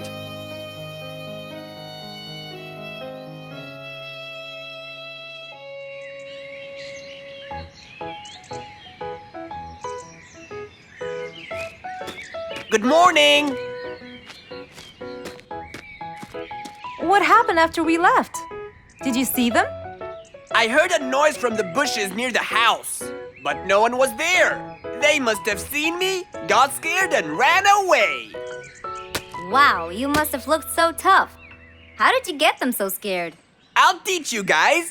First, you have to stand chin up, hands on your waist, and look so focused. Then, you walk back and forth in front of the house, so they wouldn't have a chance.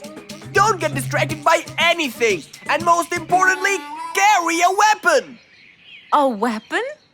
Yes, these are mine. A salt shaker and a ladle? It's a pepper shaker. You sprinkle it in their eyes and then hit them with a ladle. Ooh, scary. Okay, I think I got it. I'm going to be on neighborhood watch duty tonight. I'll go get ready. See you all later. And so, with a big responsibility to bear, Bingo guarded the house, steady and aware.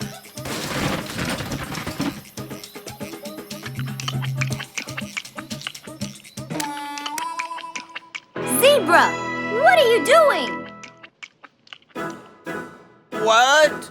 Where am I? Giselle's house. What is that noise? Did you catch it?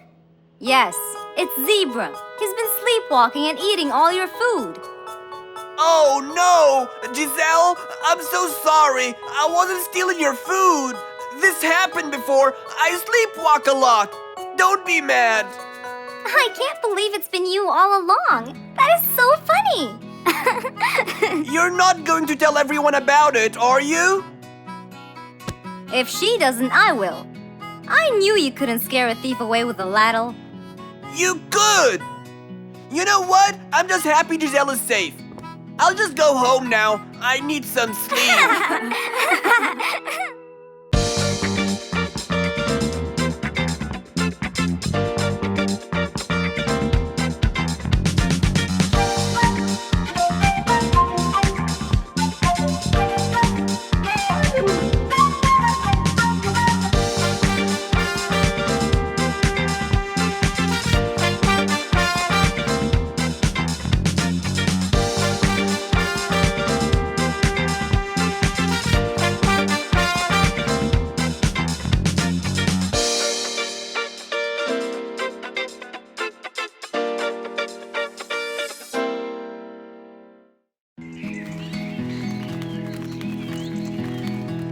It was a beautiful sunny day.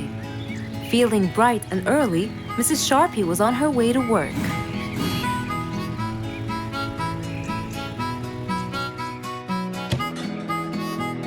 Good morning, Sharpie. Good morning, Emma. You're looking good today, Sharpie. Thank you.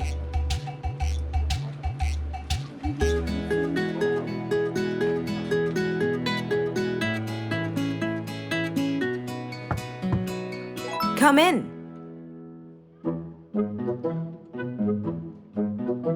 Good morning, Mrs. Susan. Oh, good morning, Sharpie. Today's gonna be a special day. I hope so, but why? Well, we have more packages that need to be delivered to their owners on time. And there's a special package for the king. I'm on it, Mrs. Susan. After piling them all up, Mrs. Sharpie went to deliver the packages.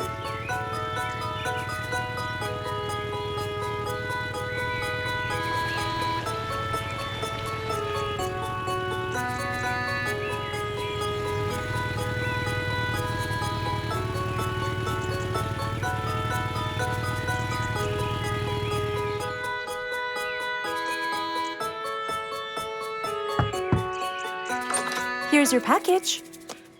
Thank you, Sharpie. Just in time. Looks like delivering the next one is gonna take some time. After safely delivering the package to Mr. Camel, Mrs. Sharpie took off to the opposite side of the jungle to deliver a package for Mrs. Deer.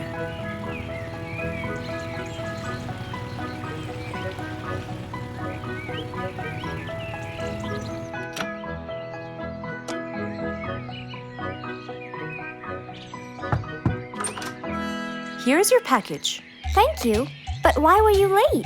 I waited all morning. Next was Mrs. Bird's package, and that was south of the jungle. That was very tiring for Mrs. Sharpie.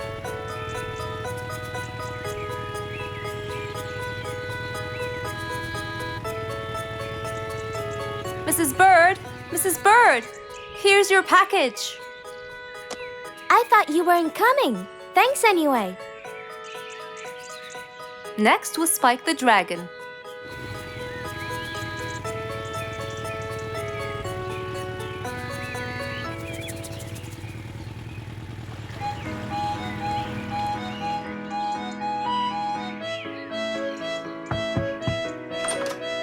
Here's your package. You know, I never thought you'd be late. Oh no! It's the last package I'm delivering today. I hope the king is not too upset that I'm late. Worried and a little scared, Mrs. Sharpie took off to deliver the last package. She was already late as it is. The last package was intended for the king, and after being all over the jungle, will she be able to make it in time? Here you go, Mr. Timber. This package is for the king. Thank you, Sharpie. But the king was worried and a bit upset. Why? Well, he had to wait all day for this package. You're not usually late, Sharpie. He was very upset. My sincerest apologies. I'll be more careful next time. Mrs. Sharpie was very tired and really upset. Having to deliver packages all over the jungle was no minor task. So, she decided to go to Mr. Fox and ask for his help. Oh, hello, Mrs. Sharpie. How have you been? I'm not good at all, Mr. Fox. You have to help me. What happened? I've got a lot of letters and packages, and I keep flying east and west all over the jungle. This won't do, Mr. Fox. I'm so tired. Oh, Mrs. Sharpie, you do look exhausted. Please come in and we'll figure this out together. Would you like a cup of hot chocolate? No, I just want to find a solution, Mr. Fox. Okay. Tell me what the problem is exactly. I get too much letters, so I fly to deliver them.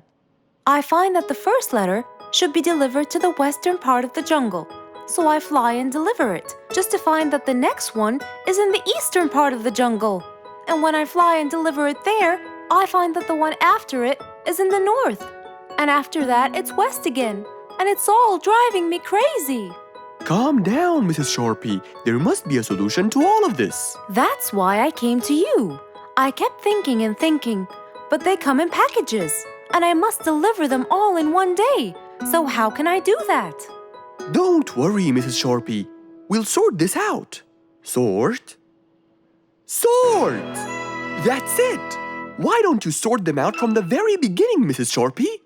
What do you mean by sorting them out? I mean, first, you should read the addresses and sort all the letters that should be delivered north together, and those that should be delivered east together, and so on. And then I'd finish all the north letters together, and the east, and then the south, and then the west, right? Precisely. That's a great idea, Mr. Fox. Thank you so much. Wait, where are you going? I have letters to sort out. Thank you, Mr. Fox. Glad I was able to help you, Mrs. Sharpie. Goodbye.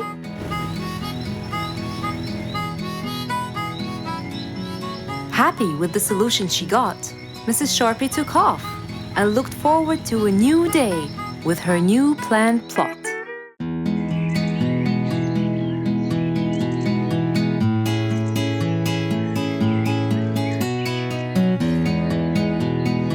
Spike the dragon always bragged about how good he was at photography. And all he wanted was just one little chance to prove to everyone how talented he was. It didn't take long before someone actually recommended him to be the official photographer of King Rorik the Lion's birthday party. All done and send. Wow! That's a nice picture! Now we know who'll be our photographer. And immediately, Mr. Tiger sent a message to Spike. Oh, Finally, someone recommended me. I won't let them down. I promise. And so, Spike started to train and practice some more. His pictures were beautiful, and he felt so happy. Everything went well until the morning of the party.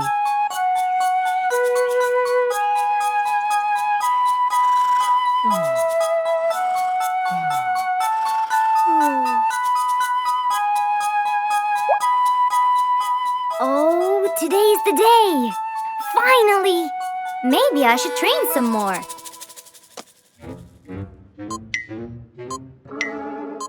Huh?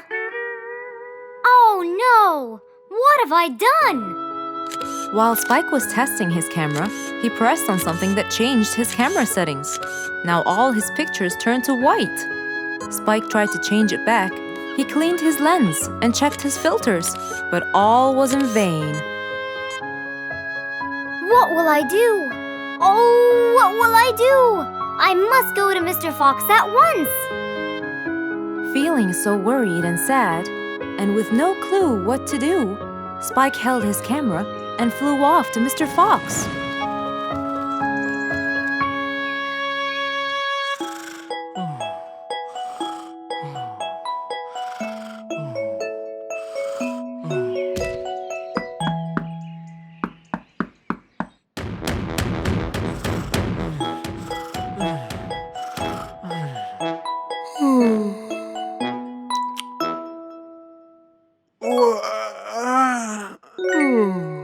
Who could it be this early?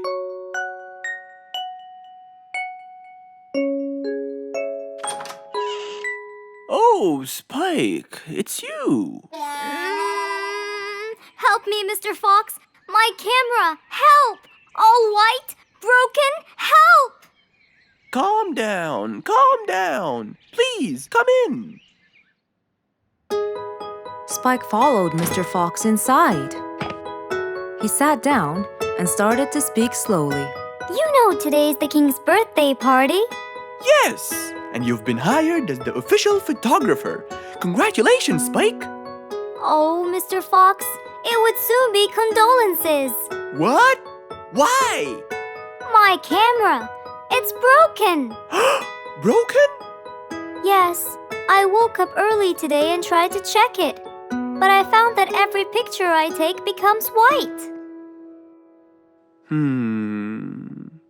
Have you checked the lens? Yes, and I re-cleaned them to be sure. But it's no use. And the filter? Everything. The lens and the filter. Can I take a look at it? Mr. Fox held the camera and started to check the settings. Where could I buy another one now? Do you have a professional or digital one? I don't think you'll need it, Spike. I'll go straight to prison, right? No, it wouldn't be fair to send the most talented photographer to prison. They'll all laugh at me. Are you sure about that?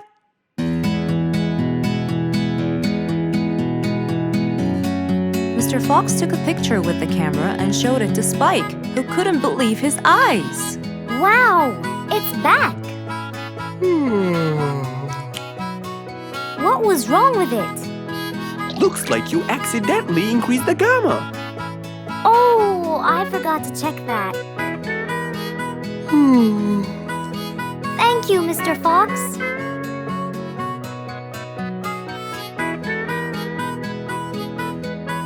I'll go now. See you at the party. That would be awesome. With that, Spike walked out of Mr. Fox's place. He went back home with a smile on his face.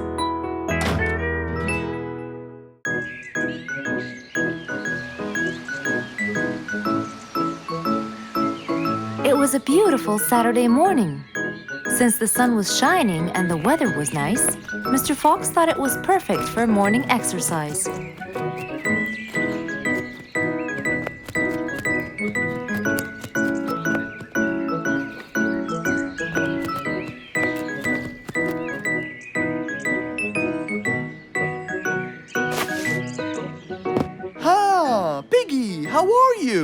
Haven't seen you in a while. I really missed you.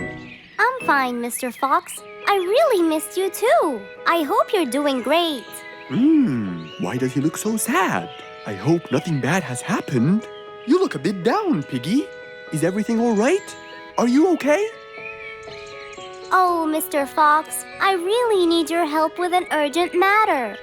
Don't you worry, my friend. Big or small, every problem has a solution. I assure you, everything will be all right. Oh, I know, Mr. Fox. I can always count on you. Let's go to my house. I'll get you something to drink, and then we can sit down and you can tell me all about your problem. Let's go.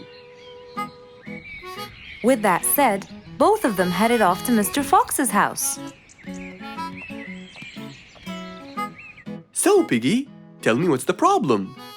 I keep trying to grow a plant in my garden, but it keeps dying. Do you give the plant enough water? Yes, every day. Well, how about the sun? Do you keep it in an open, sunny area? Yes, I do. I plant it in my garden. Looks like I'll have to come with you to find out what the problem is. Wait here for a moment, please. So, without further delay, Mr. Fox changed his clothes and got ready. Then, they both got into the car and drove off to Piggy's house.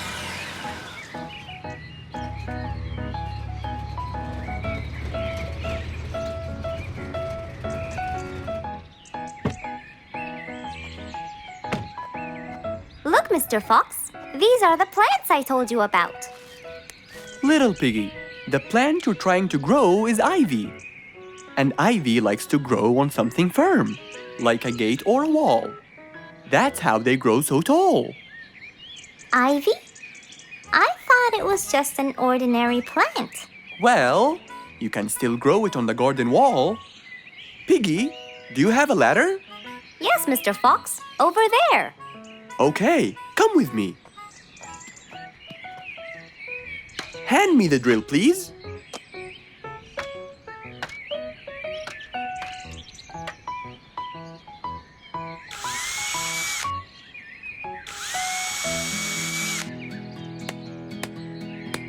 After drilling the holes and hammering the nails, Mr. Fox hung the ivy plant all across the wall.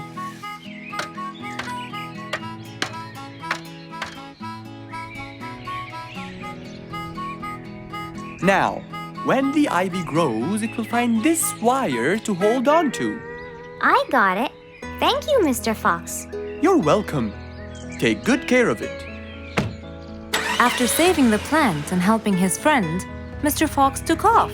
And that, my friends, was the end.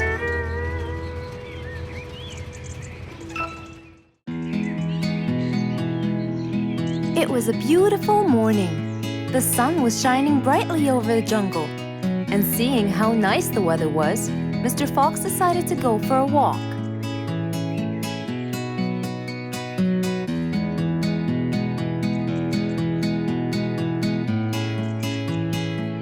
The birds were twittering, the bees were humming, and the flowers smelled pretty.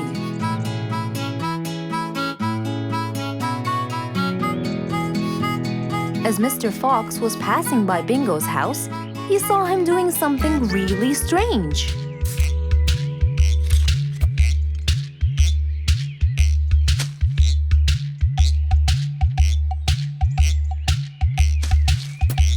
Bingo! What are you doing? I'm storing my favorite fruits to eat during the winter. But you can't just bury them. They'll soon rot. But what can I do, Mr. Fox? They only grow in the summer, and I love to eat them so much. Mr. Fox thought about it for a while. What could he do to help Bingo?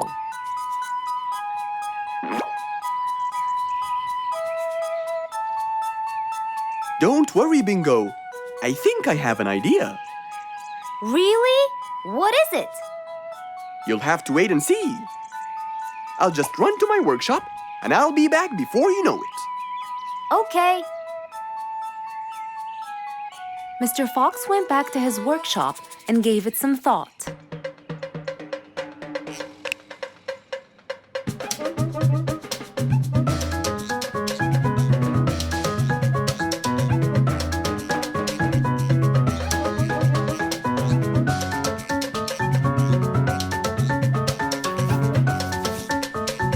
After calculating all the details, he started to gather the things that he needed.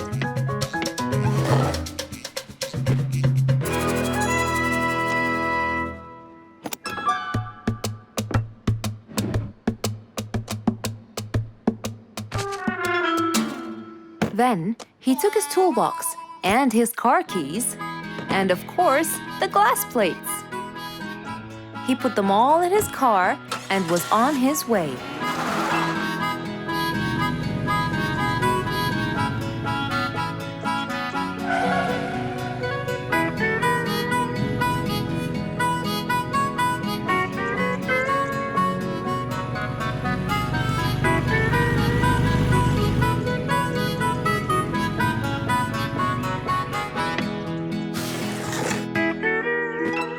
What's all this for? It's a surprise. I can't wait!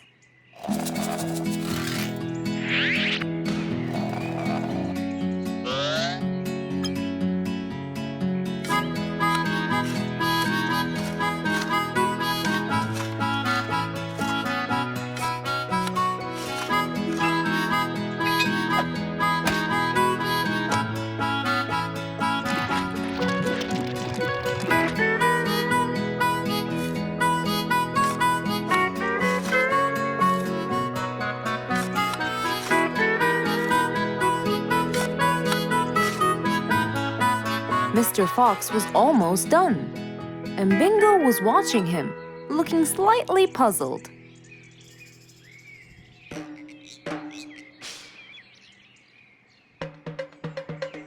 Here you go. You'll never miss pineapples again. So I can store them in here? No. You'll grow them in there. This is called a greenhouse. But it's not green, it's transparent. No. It's called green because we can grow green plants and fruits inside it whenever we want. Oh, so now I can have pineapples whenever I want? Yup. Anytime you want. Awesome! Thank you, Mr. Fox. Glad I could help. Here, this is for you, Mr. Fox. It's the best one I've got. Oh, that's very nice of you, Bingo. I love pineapples. Now you and I can eat them anytime we want. After helping out his friend, Mr. Fox went back to enjoy the rest of his day. One day, the whole jungle decided to celebrate their new king, Rorik the lion. He was young, active, and picky, and known for his loving spirit. After his coronation, King Rorik moved to his new mansion and started to check it out.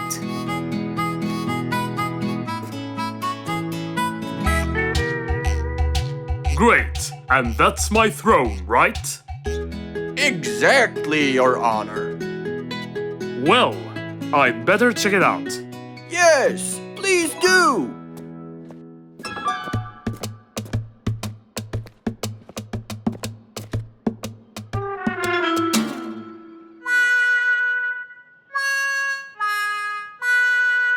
Ah, timber! That's too uncomfortable. But Your Honor, it was made especially for you. Not good enough. With a sad look on his face, Timber went to call Mr. Fox and ask him for help. Meanwhile, Mr. Fox had just finished his morning exercises and was heading back home.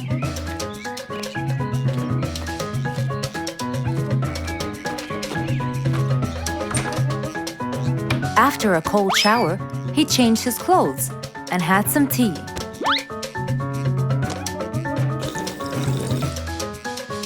Then, he quickly read about the king's coronation in the newspaper.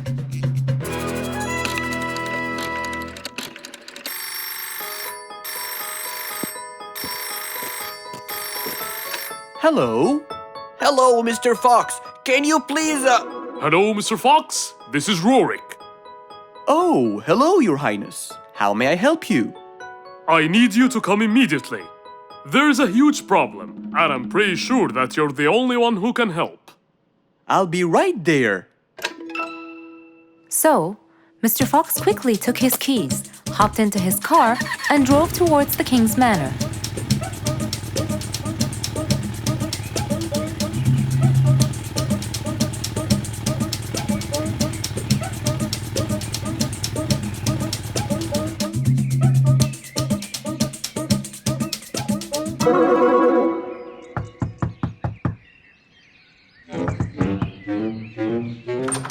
Hello, Mr. Fox. One moment, please. Your Majesty, Mr. Fox has just arrived outside requesting an audience. Of course. Let him in. Come in, Mr. Fox. His Majesty is waiting for you. Good morning, Your Highness. What seems to be the problem? Oh, Mr. Fox. Good, you came quickly. Always at your service.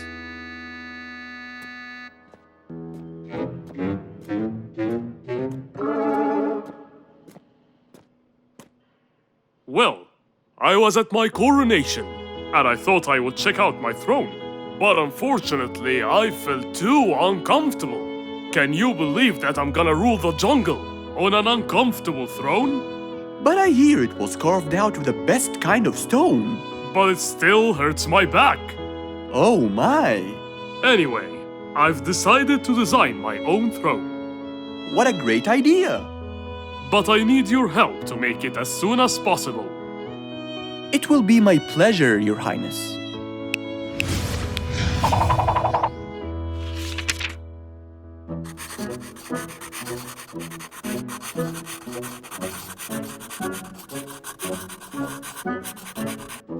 Mr. Fox designed a new throne for the king, but the king didn't seem to like it. I know just the thing for you. Mr. Fox took his tape measure and got to work. He took measurements and made estimations. This wasn't going to be easy, but Mr. Fox was gonna give it a try anyway. He hopped into his car and took off for the jungle store.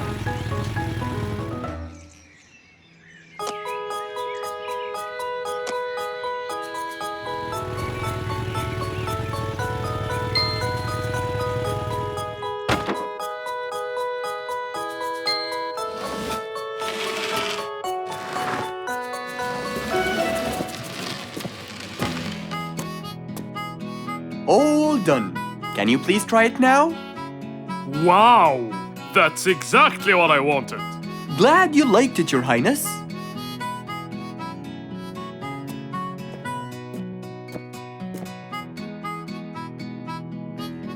And there you have it, the new king of the jungle. Rose stood in front of her painting stand, holding a few colors in her hand. But things weren't going as she planned. I think I should just paint the pig blue. No, wait. Maybe this will do. Maybe I should just take some of the pink color on my feathers.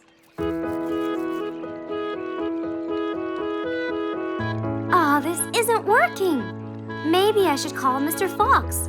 He might have some clue about what I should do.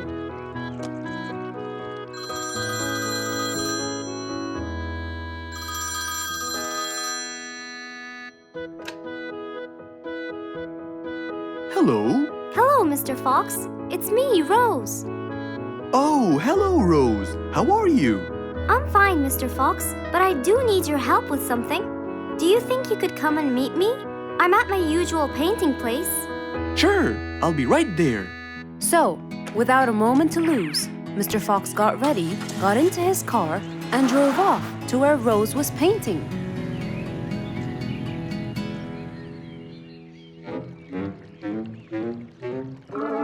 Oh, Mr. Fox. I'm sure glad you're here. I tried everything, but nothing seems to work. What are you trying to do, Rose? I was just trying to get some pink paint, Mr. Fox. I'm not sure that this is the right way to do it, Rose. Well, what should I do? Do you have an empty color palette? Of course. So, what colors do you need? I have red, blue, yellow, black, and white. But I still need pink, green, orange, purple, and brown. Let me see. If we take a bit of red and a bit of white, we can make pink. Oh, it's just like magic. How about the other colors? Do you want to try? Why, yes, I would. But which colors do I use? Use your imagination, Rose.